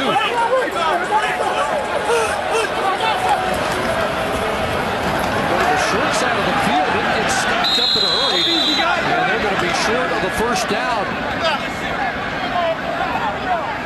Most of the formation was to the other side, and the counter doesn't work. Just watched him in warm-up as he came out after the halftime break. He was kind of warming up, throwing with zip, and he went over to his head coach, Rick Campbell, said, yeah, okay, I got it back. I figured it out. He fixed his golf swing for the back 9. Here's Jackson. Flag down as he steps out for a 4-yard return. Tristan Jackson fumbled the last punt of the first half, but was back in to take the first punt of the second half. Okay. So it's a running back thing. It's a running back thing, I guess. And we haven't seen what happens if Will Ford does it.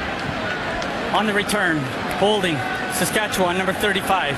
10-yard penalty, first down. Weldon Brown called on the hold. And no Rider fans, we're not trying to jinx Will Ford with his 9 touches, 37 yards, a couple of short touchdowns.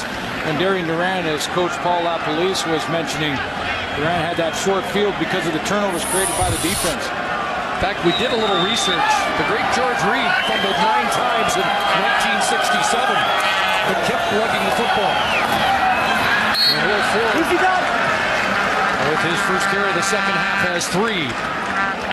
Well, maybe we should just update fans that may be just joining us this season that this is what the coaching staff for the Riders have done. When Anthony Allen fumbled the football a couple times out of the gate, he was benched and hasn't really been back since. Hugh Charles was signed, played 1 game, fumbled, and was cut. And Will Ford has yet to fumble and lose the ball yet, so we'll see what happens if he does. Another weapon for the Roughriders, and it'll be interesting with Will Ford heading to Winnipeg next week. There's a pass complete to Swain, who gets away! Swain puts it back and is dropped in midfield. TJ Hill finally brings down Swain, who's had a big night. A lot of Rough Riders qualifying in that department. 37 yards for Swain. Brett Swain is the lead guy in the bunch formation. He's going to just kind of run here and run this little curl like this, and then once he works off of that, now he just has to get outside of 1 man to get the corner and get the edge. He gets a little help from guys running into each other. Picks up extra yards. 4 catches, 79 yards, a touchdown for Swain. Back into the hands of Ford. Dropped right at the line of scrimmage. Darian Durant has 16 completions tonight. He only had 9 all of last week. And have been answering the questions all week about the passing game. In their bye week, he stayed back and watched and looked and studied some of the young receivers. 295 is his season high. Back to the 2 wins. He passed for 136 against Hamilton, 155 against Toronto. Best numbers of the season will be tonight. Going to throw this one away. Mentioned last week, he threw 4 or 5 away. This is a concern. He got hit as he threw. And did he get hit low? Up on the limp, but looks like he's okay. Well, it was almost like he jumped as he was about to throw. The pocket's collapsing around him now. He can feel it. It was a hit right in the waist area from TJ Hill. You can see as he jumps, his knee hyperextends when he hit the ground. Short kick, and on the run, they will get the 15-yard, no yards penalty. So Durant collects himself on the sidelines. Henry Burris gets set to go back to work. Our sack tally brought to you by Purolator, tackling hunger across Canada. Check. John Chick's made a lot of contributions this year, but so far not tonight. The only sack by former Rough Rider, Zach Evans. And one of the reasons for that is that John Chick has been double teamed 20 of 27 times he's been on the field. Double tight end formation to start. Wide side throw and a completion for short yardage. Tristan Jackson there to bring Dobson Collins down. Only 3 on that long out to Collins. By the way, the league has passed on that the Dobson Collins onside kick touchdown is the first since 1999. Calgary had one then by Scott McKenzie before that. And this is a neat one for Ottawa Rough Rider fans. It happened in 1973. The great Dickie Adams had a touchdown on an onside kick. Early motion there. Ricky Foley moved but said, and he's helping the officials, that somebody moved on that offensive line first. Like Marcus Henry had a bit of a jump too for the Red Blacks. Not sure who moved first.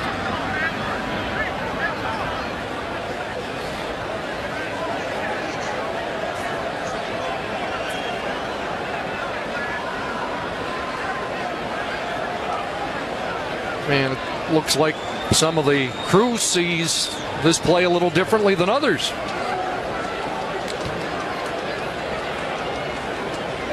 John Gott was barking from in behind to help sway the conversation.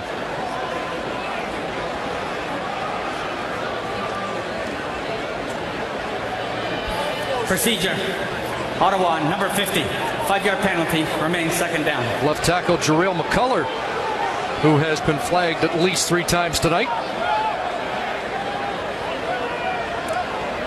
And you can understand why the tackles are a little twitchy. No question. Go. As John Chick checks back in that 3-man front, he'll line up at the nose this time. McCullough's playing his 5th game in the CFL. 2nd and 12. Looked one way. He'll take off. And Brian Peters will prevent a first down at the 34-yard line. Is that 10 yards? So he's now 1 behind Russ Jackson on the all-time rushing list. They needed 12 for the first. They're going to have to punt. I was just wondering about that, Mark. And if he was close to passing Russ Jackson on that run, so he's... Now they've readjusted it to a 10-yard gain, and if that's the case, he just did pass Russ Jackson.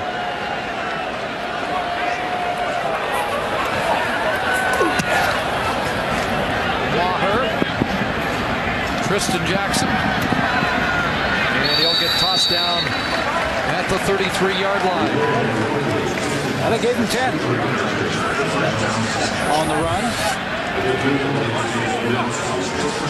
And that is pretty heady company. Ahead of the legend, and now closing in on the number 3 man, who a lot of the old-timers will tell you is the best player in the history of the Canadian Football League, and a lot of people say Russ Jackson, the greatest Canadian player in the history of the Canadian Football League. It's still mind-boggling to see Damon Allen at over 11,000. Will Ford shoots the gap into the secondary across midfield. And another nifty burst by Ford.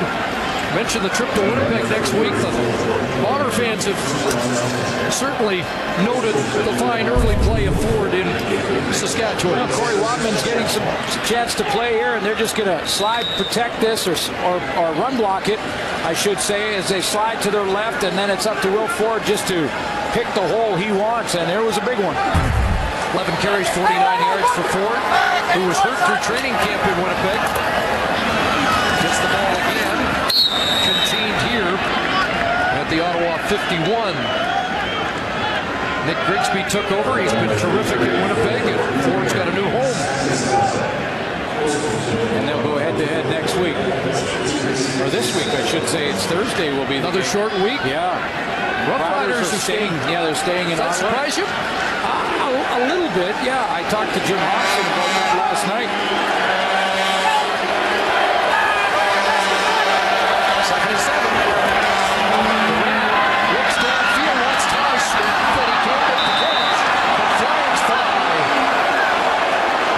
Interference, and you can see that TJ Hill doesn't agree with the call.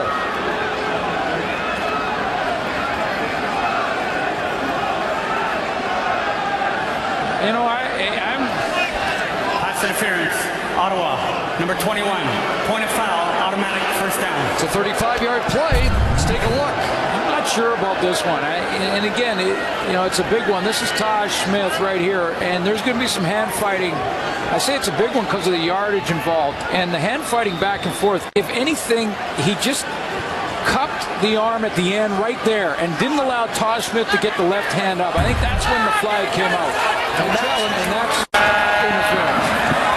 Cut back by Ford into the traffic. Because, and let's be clear here that the hand fighting is okay. And I think that's what TJ Hill was arguing here on this play. The hand fighting up to this point is fine. But you see how he cups it at the end and doesn't allow him to lift his left hand, Taj Smith, up to the football. That's when the flag came out, and that is interference.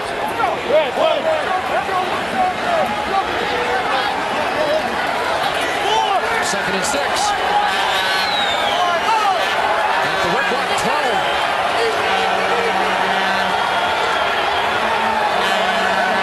Durant changes the play, and Shillings goes in motion. And they're one at a time. Red Blacks were showing blitz, and they couldn't make the change. Did they get a timeout instead? No, they do take the penalty. No, yeah, I didn't think they got the timeout called and maybe didn't want to. Oh, it's second and about 11. It looked like Durant was trying to audible on the line when he saw the show blitz from the Red Black defense. Didn't get it called in time.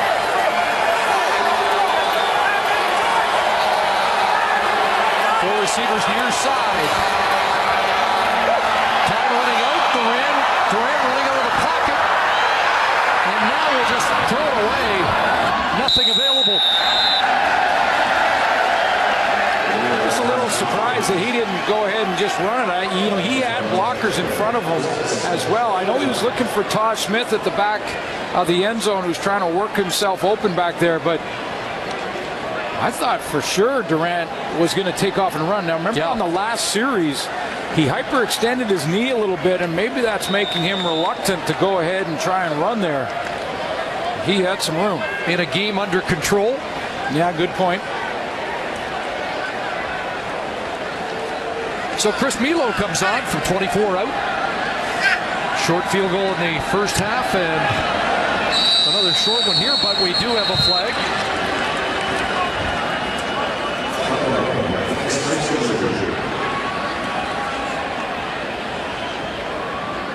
And it's going against Saskatchewan.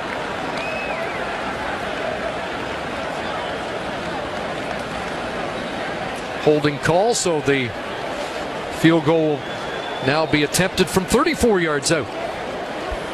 Illegal block, hands to the face, Saskatchewan 66. 10-yard penalty, remains third down. Chris Best called.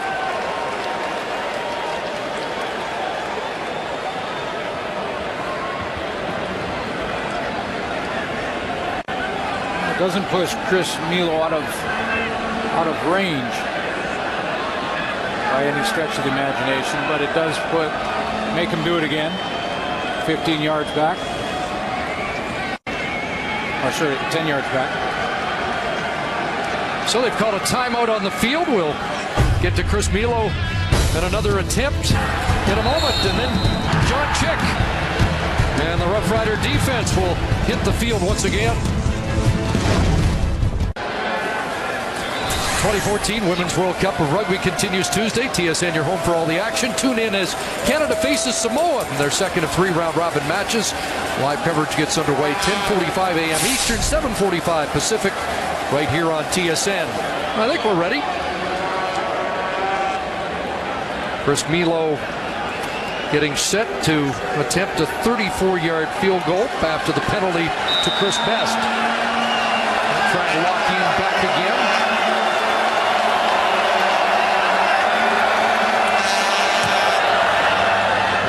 Puts it through. So 35-7. The Rough Riders lead. Back to work goes John Chick, who has been the focus of attention for the Rough Riders tonight, and he was, or for the Red Blacks tonight, and he was with Henry Burris when we chatted with the Red Blacks quarterback yesterday. John Chick, he's been one of the, aforementioned figures in this league that have always wreaked havoc, for the opposition, especially in the pass, as far as in the pass game. I mean, you always got to have an idea where he's at, and always do the things that you can to help make your tackles' jobs a lot easier, your offensive line's job a lot easier, whether it's using your feet, getting out and scrambling, and trying to, at least making second guess, trying to rush the pocket so hard. 2 sacks, a forced fumble last week. Said he left some plays out on the field. Here's a big play for the Red Blacks to the fullback, Patrick Lavoie. And a first down up to the 49. Yeah, as you know, Chris, I do radio across the country and radio on CJME in Saskatchewan. We had Henry Burris on with us and asked him if you could have one player from the Saskatchewan Roughriders, who would it be? And he didn't even hesitate at all. He said, not a tackle, not an offensive lineman or a receiver he might throw to. He said, I'll take John Chick. That way he's not rushing me. Well, he hasn't got through tonight yet. Here's the direct snap once again, and Weldon Brown shoot in there and take the legs out from underneath Siobhan Walker.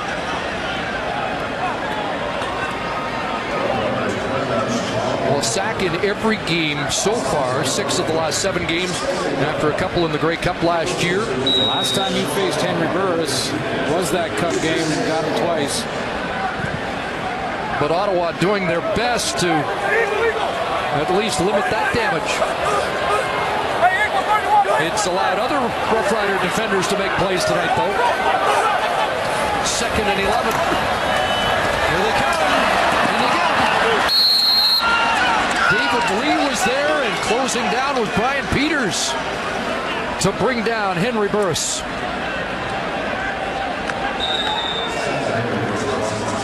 Yeah, Brian Peters does a nice job kind of spying it here and just sort of almost like he's playing the monster back on Siobhan Walker, just shadowing him, staying right on the line of scrimmage, taking a look. If he doesn't get the ball, okay, then he's just going to just be patient, slide to Henry Burris, gets there along with Lee.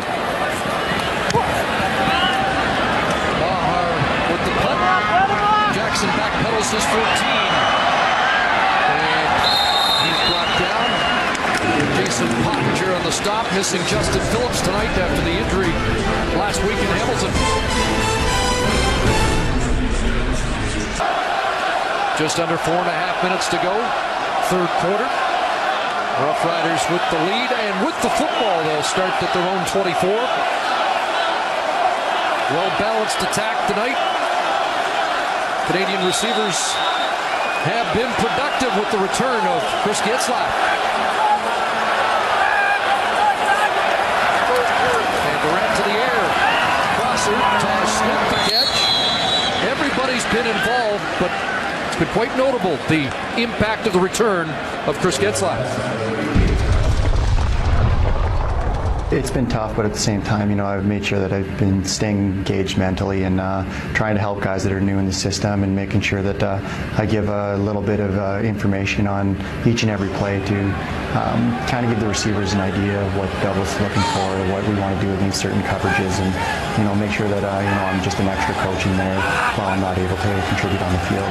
And with that being said, I'm beyond excited to get back out there. It's been a long run for me. And Brett Swain a catch. Seth Williams bumps him out of bounds. It'll be short, but yeah, that's the presence that Chris Getzlaf brings to the huddle as well, and the sideline. That's the 5th catch for Brett Swain. It'll be his best night. He had 79 yards plus whatever he picked up there, which was 7 and a touchdown tonight. And you know, sometimes that's all it takes. You know, the veteran gets back in the huddle. He's on the sideline with you, talking to you between every play. You heard Getzlaf talk about it. He did that in practice, but couldn't do it in games. It was frustrating. Swain all of a sudden looks better with Getzlaf in the lineup. Bartell's boot, scooped up here by Maypray. Spins off the first, but he's taken down by Mark Legree. Getzlaf, Darian Durant calls the quarterback of his receivers is back, and the passing attack of the Rough Riders far more dangerous tonight.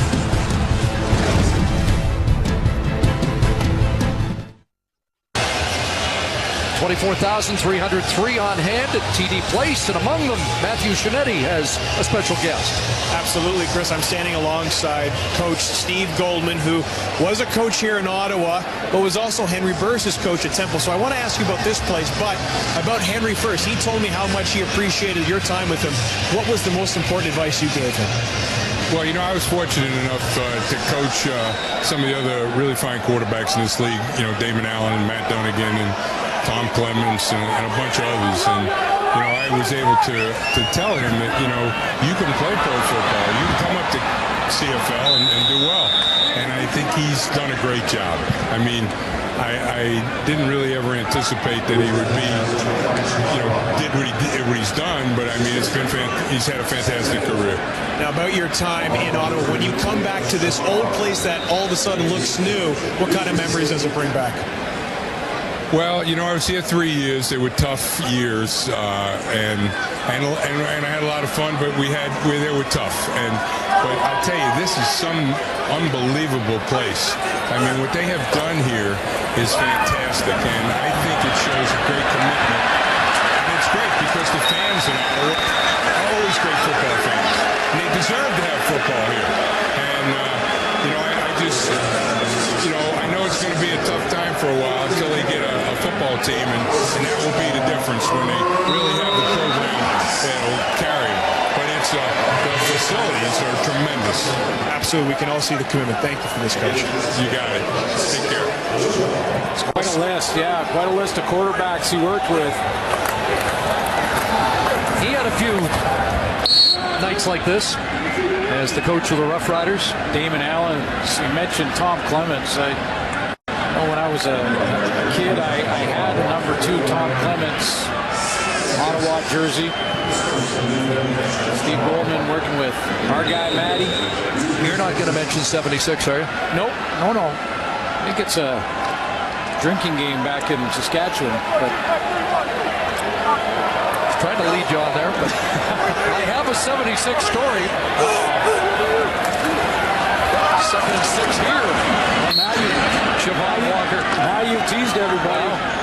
It is interesting, and I know nobody in Saskatchewan wants to hear this, but a fan called Jeff Hunt when the stadium was being built, said he had a silver dollar from 1976 that he thought they should bury at midfield as a good luck charm. And they have done that.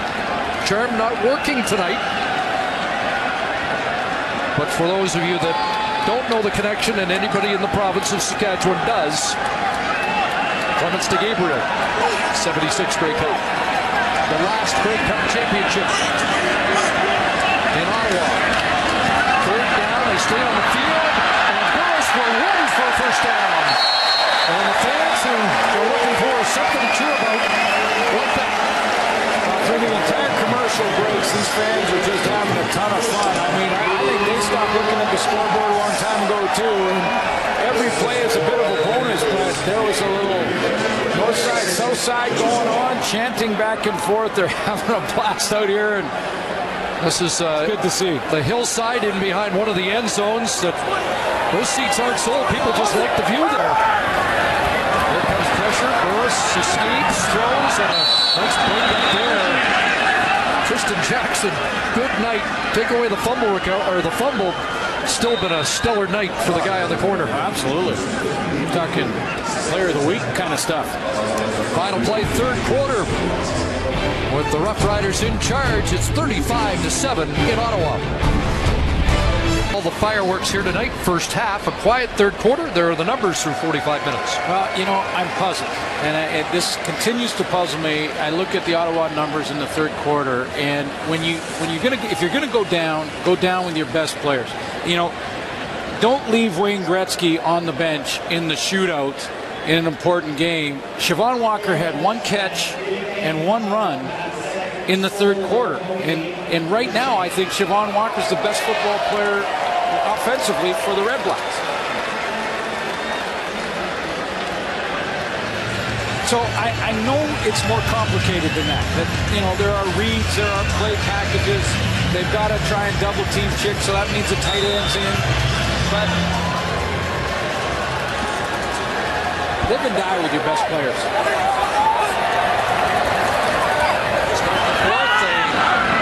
It's intended for Marcus Henry, another one of those best players in the Ottawa attack who's had a quiet night. And Burris is taken down at the end of the play. Be 3rd down. Now some fans are going to say Burris has to, because they're down by so much, he has to throw the ball a little bit more. But, you know, sometimes that's out of his control. Marcus Henry could be covered down. He could get pressure like he just did there from John Chick again. And that could be out. But he can get the ball to 29 in the backfield. Well, they are in field goal formation from 49 yards out. We've had a fake field goal. We've had a missed field goal return for 111 yards. Wahar is missed again. What does Tristan Jackson do this time? He's tripped up just beyond the 15-yard line. Tagged onto this. And Jackson shaken up.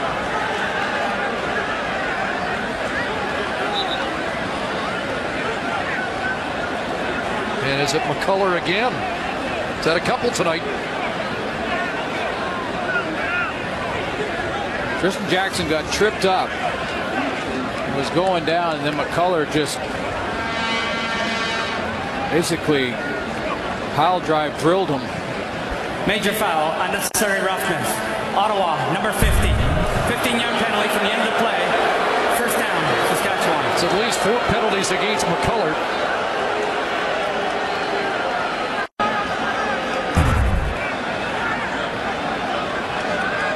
And it's a late hit from a guy that weighs in at 325. You know, and if he even looks like he's trying to avoid that contact, it still falls on him. He probably doesn't get the call, but clearly he drove his shoulder into Tristan Jackson, and that'll be called every time. That's just a poor decision by McCullard. They start at their 31. Jerome Messam, first carry for the Roughriders, the big Canadian running back, plunging ahead, acquired by the Roughriders on July the 8th. And a good first carry of 8 yards.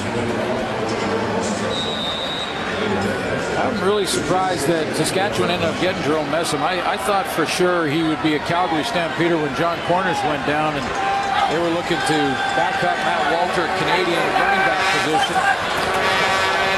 Messam again. That's a good pickup. You know, he can play, if he can play fullback and maybe even rotate into a little tight end and be a change-up. Jerome Messam is a load. He's tough to bring down. Former top Canadian in the league, and in the league where Canadians are, where everybody's looking for them. It's kind of hard to believe that he was not picked up right away by anybody. 6'3" and about 250, 245. I mean, you can work in a lot of ways into your offense. Didn't get a great spot, and we're going to get a measurement, and he may be just short here. They are short. So third and a yard.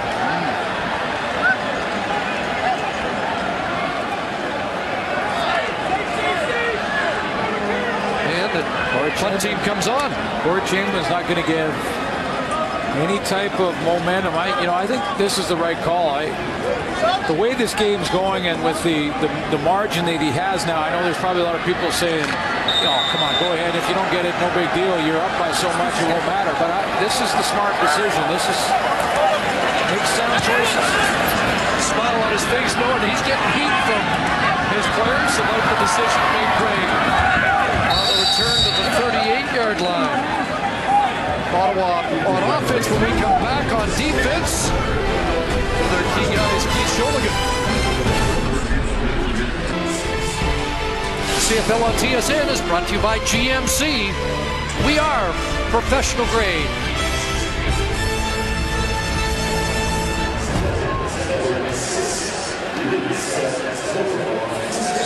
Back at TD Place, where the REDBLACKS haven't been able to create any second half fireworks this year. Still looking for their first second half touchdown. Burris under pressure. Walker in pursuit, and the long out is caught by Matt Walker with a flag as Walker comes up just short of a first down. Or check that, Matt Carter, excuse me. And it's going against Ottawa. One of the guys defensively we haven't talked a lot about tonight has been Tyrone Brackenridge. Illegal participation. Ottawa number 85. Went out of bounds and came back in and played the ball. 10-yard penalty. Remains first down. Yeah, Matt Carter, if he goes out of bounds on his own, he cannot come back in and participate. And it looks like he just kind of lost where he was, stepped on the white line, and then came back in. If he's pushed out, he's allowed to come back in. Had a touchdown last week against Hamilton, his old team. So first and 20.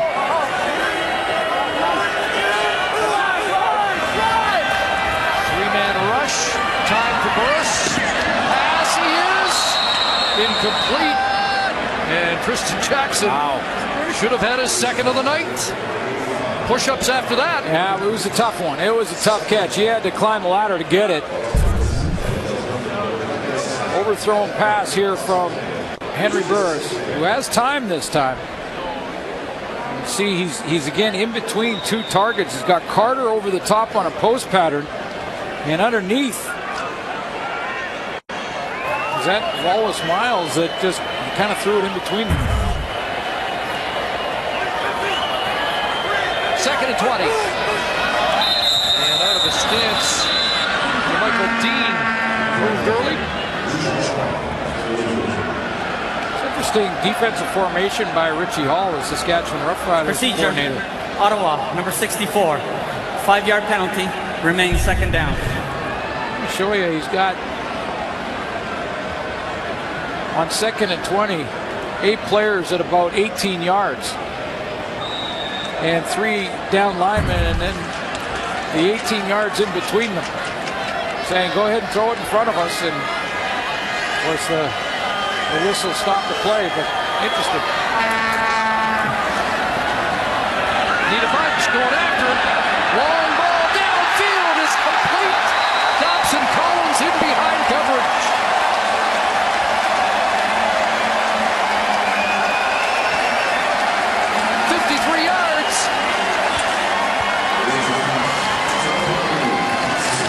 Collins is going to run deep on Macho Harris here, and he doesn't do anything tricky, but let me show you the mistake that Macho Harris makes on the play. He's dropping back into the deep outside third, which is his zone. Now hold it there. Stop. See, he looks back into this direction and loses the deep outside receiver. That was Collins, and then is too late to react back to it. Just the 4th pass of 30-plus on the year. Brackenridge safety blitz. Underneath, it's Wallace Miles with the hitch, and he gets about 3. But there's Brackenridge, who was such a factor last week on the safety blitz. Finally going after Henry Burris there. He had him in full retreat mode. Just got rid of it to protect himself from the hit. Yeah, Brackenridge has done a nice job of timing up those blitzes.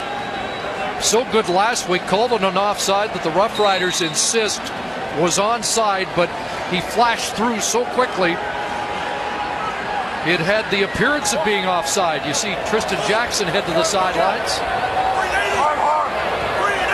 2nd and 7. Here they come. Ricky Foley gets home and sacks Henry Burris. 2nd sack of the night for the Roughriders. And number 20 on the year for Saskatchewan. Foley with his first since the opening game, in which he had 3. This is what happens when you've got to double team a guy like John Chick. Foley's on the outside over here, and Chick is going to run an inside stunt, get double teamed inside on number 97 right there. And then you get the one-on-ones, and it happens to be on Siobhan Walker, and that's a matchup that Foley's going to try and take advantage of every time. Procedure call here against Ottawa, number 53. 5-yard penalty, remains 3rd down. Matt Albright, the left guard. It's a great chess match in football when you get a team that has a punch, and that punch being John Chick. So what does Rick Campbell say? Okay, we need a counter punch for John Chick. So we're going to have to double team him, tighten up, maybe play tight ends, fullback. If you do that, somebody else has got a one-on-one. That time it was Foley. 3rd and 17. They stay out there. Burris dancing. Gets away. Throws downfield, and it's dropped. Wallace Miles would have had a first down at the 11, but can't hang on. Turnover on downs for Ottawa.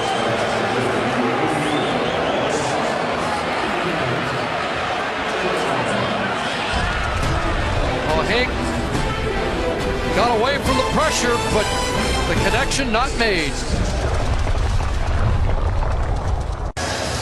Back in Ottawa, let's head back to the sidelines and rejoin Jock Climie.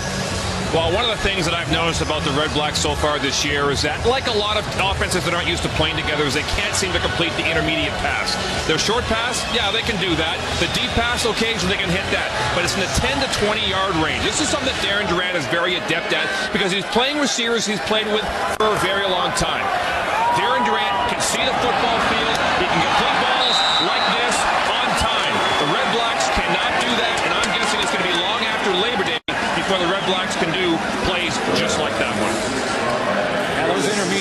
of course, they take timing, they take coordination because you're running them opposite of other receivers. So when one guy does an under, there's an over behind it, and that's a perfect throw by Darian Durant over the shoulder of Rob Bagg. No way you can defend against that throw and catch. Number 6, over 100 on the night with his 6th catch and 123. A big game, 125 last year against Hamilton. Couple of touchdowns and a comeback performance.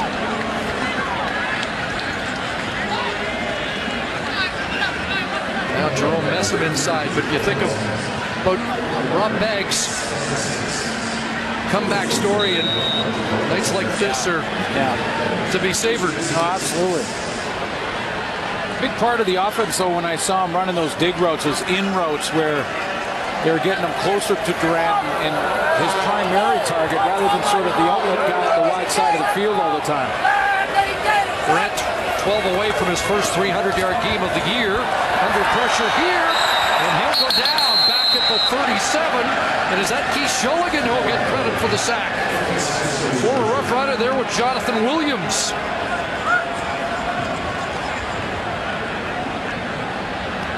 Working one-on-one against his friend most of the night, and Chris Best. Said he was used to playing against Dominic McCart.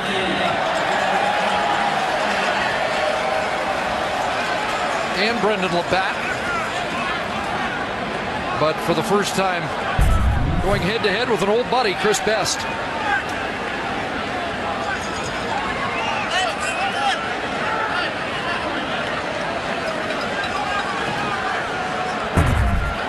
And it's Capricotti who will get credit for the sack. And Milo comes out to attempt a 42-yarder. That may be it for Darian Durant tonight.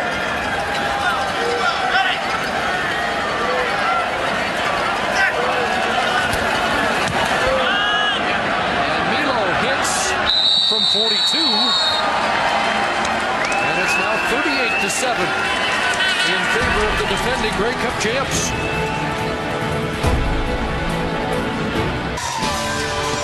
2014 PGA Championship tees off Thursday from the Valhalla Golf Club in Louisville, Kentucky. Live coverage gets underway 1 Eastern, 10 a.m. Pacific here on TSN. Also watch live on tsn.ca and TSN Go.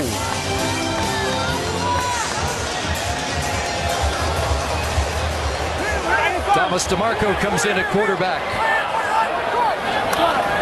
Who beat the Roughriders in Saskatchewan last year with the BC Lions.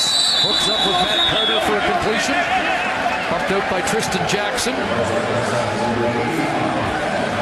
Well, it was an off night, especially in the first half. Now, it wasn't just Henry Burris' fault.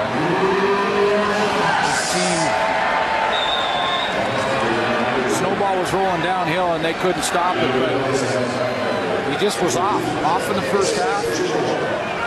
Like he struggled throwing a tight spiral. Placement was off, and time to show it. DeMarco's on. And a connection there to Marcus Henry. It's had a quiet night after the 10-catch game in Hamilton. These are important reps for Thomas DeMarco. What he wants to do in the next 7 minutes is to plant a seed in his head coach's mind, Rick Campbell, and say, you know, if things go like that early on, don't hesitate to put it in the game. 1,325 yards last year, 10 touchdown passes with the BC Lions. 16 for Henry. Blitz picked up. DeMarco rolls, has a man open. Got Jamil Smith inside the 10. 3 straight completions.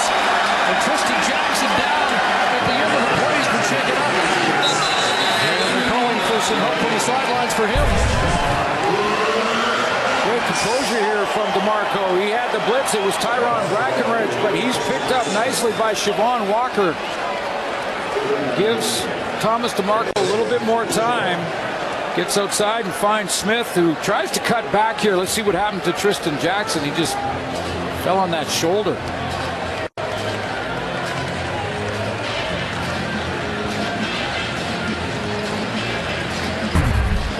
One of the best Rough Riders on the night.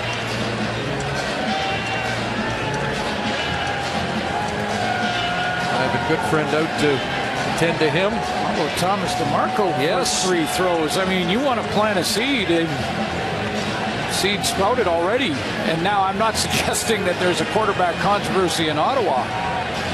That is their number 1 guy. But it is for the possibility that if Henry was to get off, Burris got off to a slow start like he did tonight, that it could be a changeup. You make a good point, especially a developing team's going to have nights like this. And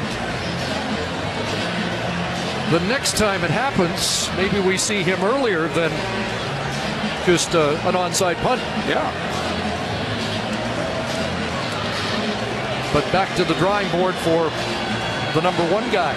This is a shame for Tristan Jackson, really is. I mean, he's had a night that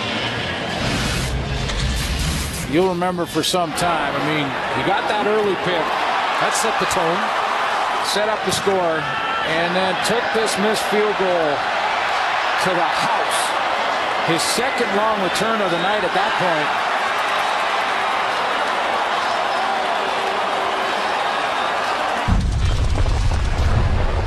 Has had a couple of knockdowns too, I saw, and especially in the second down play. So just a all-star type night for Tristan Jackson. It's a shame that this will probably be it for him, and hopefully it's not too bad in that shoulder.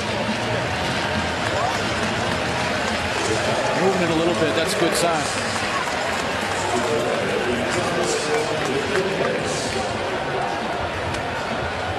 Woodney Tureen is in on the corner now. Just re-added to the Roughriders of late after being released in training camp, part of the Roughriders last year. But Thomas DeMarco has it going with 3 consecutive completions. 3 for 3, 71 yards. Can they cap the drive and score a second half touchdown for the first time this year? Short drop into the corner. There it is. Touchdown. Jamil Smith.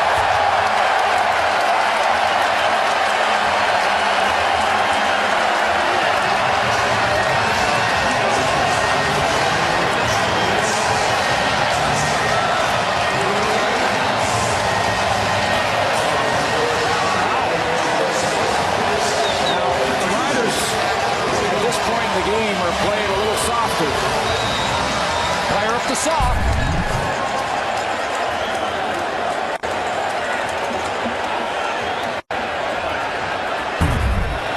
First touchdown for Smith.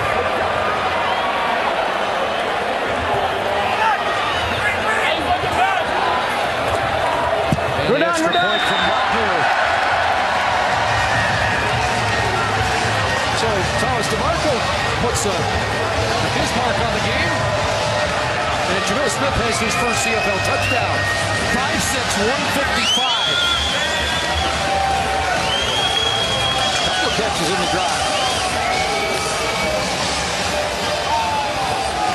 And Corey Chamberlain wants to see his team finish strong. Yeah, he was up and down that bench in the ear of his defenders as they come off, saying, hey, don't let up at all. Suggested that it might be the end of Darian Durant's night in his last series. He may be back because of this. Thomas DeMarco bang on the money on every throw when he came in. Tight spirals, all of them.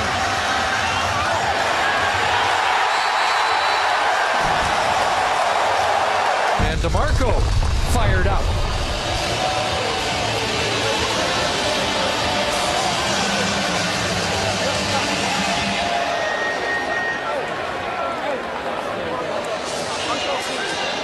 Giving the fans something to cheer about. Seed planted. Giving him something to think about. Roughriders anticipating a short kick here. I am not creating a quarterback controversy in Ottawa. Oh, you're stirring it up. Ryan Smith, the only man back, and they will swim it downfield. Going to bounce. It's going to bounce out of bounds. An illegal kick. So who comes out at quarterback? It's going to be Tino Sinceri as Durant's night is done. I was wondering if that last drive by Thomas DeMarco would change the mind. I'm pretty sure that would be it for Durant in the last series. He came off the field over 7 minutes left. This is still a pretty wide margin here. Pretty solid night. Absolutely. Offense that averaged 203 yards passing, 8th in the league coming into tonight.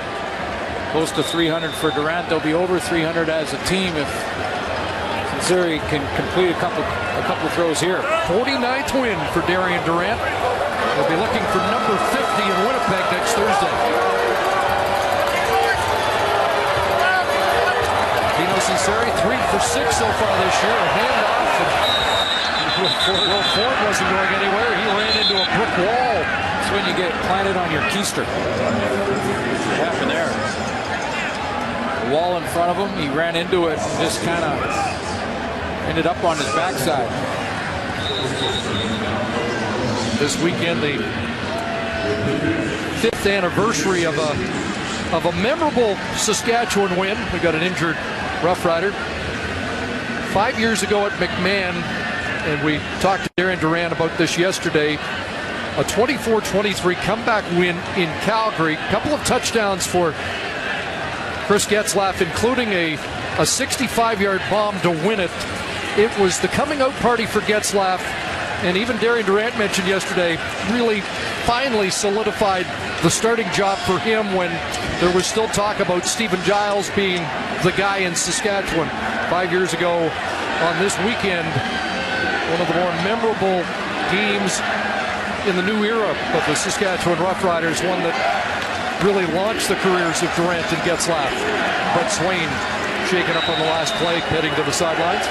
Yeah, that chemistry started when they were both backups, when they were brand new to the team and running scout team. And that's when he started to learn them, started to understand each other, become friends. 2nd and 12, Sinceri dumps it off. Here goes Ford. Will Ford, but a yard short of the first down, taken down by the middle linebacker Travis Brown with a flag on the play.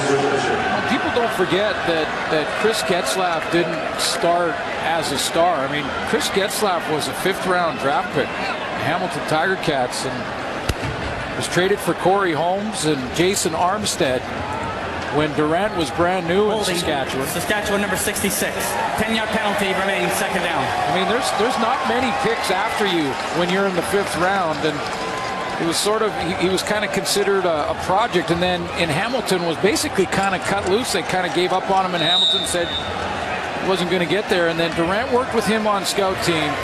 They started to grow together, and then when they hit the field, man, they hit it running, and he's just become, forget about passport. Chris Getzlaf's one of the best receivers in the league. And not many 5th-rounders end up being 2-time 1,000-yard receivers.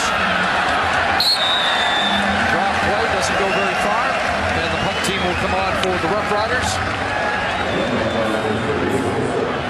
Looking forward to next Thursday. I know that the Roughriders weren't allowed to look ahead, but Corey Chamberlain made sure the focus was tonight, and that was clear from the opening kickoff.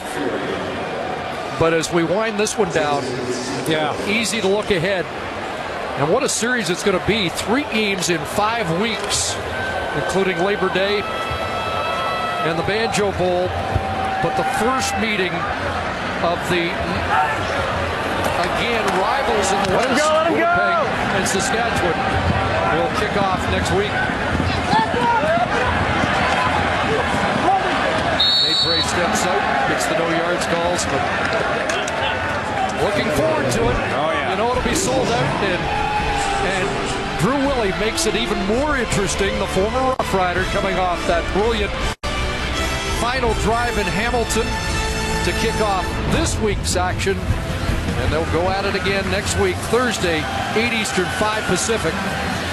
Yeah, you know, and I wonder if that's why Corey Chamberlain decided to keep the team out east here. They're going to practice here in Ottawa for a couple days. In fact, they're going to fly in practice roster players that run the scout team, and they're going to work out here in the east and then just travel to Winnipeg. And part of that, probably the thought process there being, you know, allows the guys to be out in the hotel, they hang out together, to know each other that much better going into that big game. Just their second road game, and 3:33 away from winning their first on the road. Thomas DeMarco continues to throw strikes. DeMille Smith has his third catch with DeMarco tossing them, and it's 8 yards. The reason why I'm not creating a quarterback controversy in Ottawa is simply because it's a different defense when you're up by this much that Thomas DeMarco is facing. Now, I'm taking anything away from what he's done when he's come on the field. He looked real good. And off of John Chick. There to wrestle down the back. And it will be third down. We've hit the 3-minute warning here in the nation's capital with the Roughriders in control.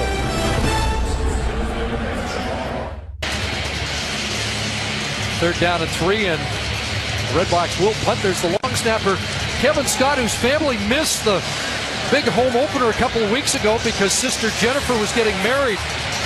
So they're all here for the first time tonight. A little different atmosphere for the Scott family here from Carp than it might have been 2 weeks ago. But 2 weeks ago, Sis took precedence. Yeah. And rightfully so. I think on the wedding day, family's gonna make sure they attend that one. But they're all here, including Sis, for this one, and not the result they were looking for, but you know, they had to enjoy the night watching.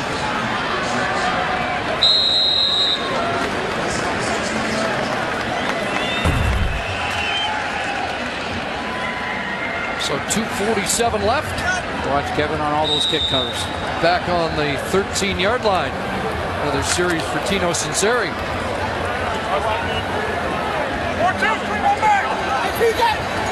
And it's his job to plant a seed in Corey Chamberlain's mind that if something happens to Darian Durant, he's ready.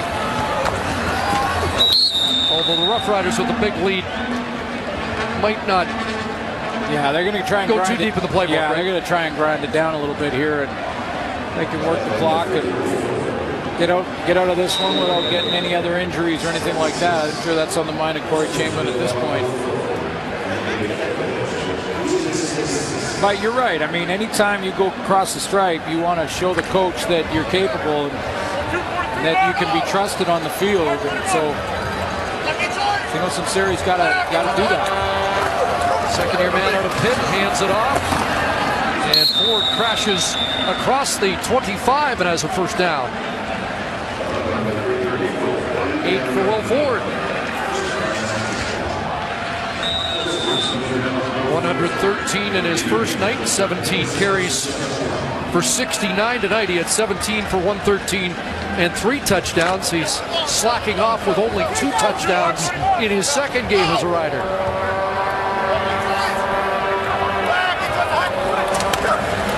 Takes the toss and cuts back and is dropped. Capicani with the tackle.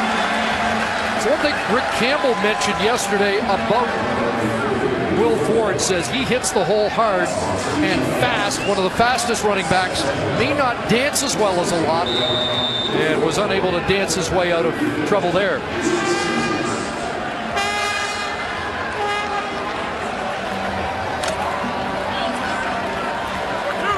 Signing some autographs. He doesn't. Second and 12, and that pass incomplete. Tosh Smith, the intended target.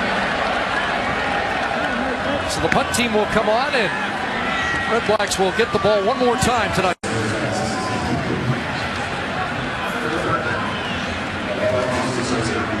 Next game for Ottawa will be against the Stampeders in Calgary next Saturday. They're in the midst of a stretch of 4 consecutive games against Western Division opponents.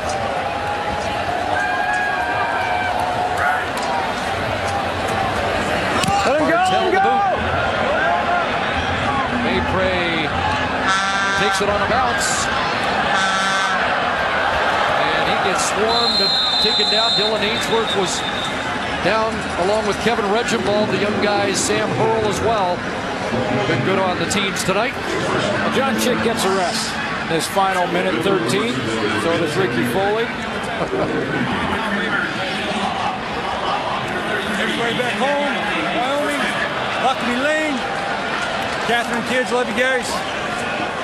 What's up, Vancouver? Love you, girl. Toronto, stand up. And a monster.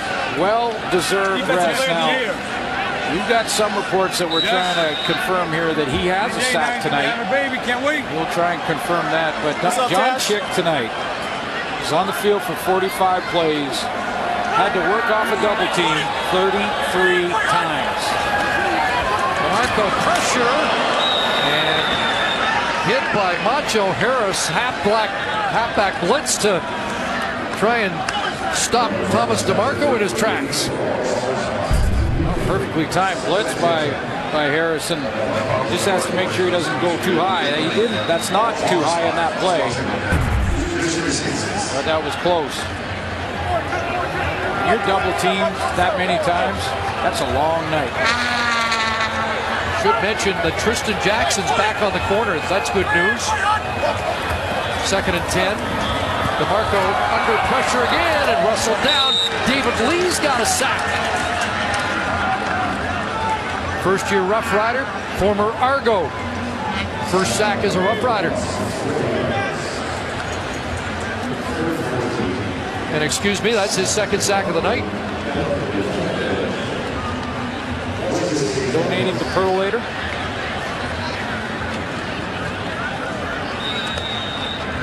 I'll be interested to see if we can confirm that sack from John Chick, because that keeps a pretty cool streak alive.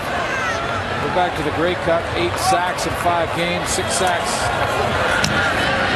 this year, 2 in the first game, 2 last week. Here's Tristan Jackson on a return. We'll get Russell down at the 38. Well, the West just keeps winning. And the Rough Riders move to 3-2. That big Lions win over Calgary to knock them from the unbeaten. And there's the team that the Rough Riders will play next, atop the Western Division standings at 5-1. Let's go! Let's go to Winnipeg. Let's go to Winnipeg and kick that off. Remember to pack the earplugs. It's going to be loud there. Corey Chamberlain's crew silenced a loud crowd here tonight.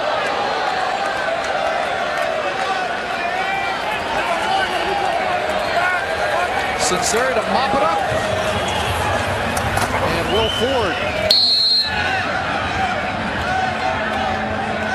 And we are getting confirmation now that I think 91 and 97 were confused, but 97 doesn't get a sack. 91 got 2 tonight. Steve Daniel confirmed that for us. So Argos atop the East.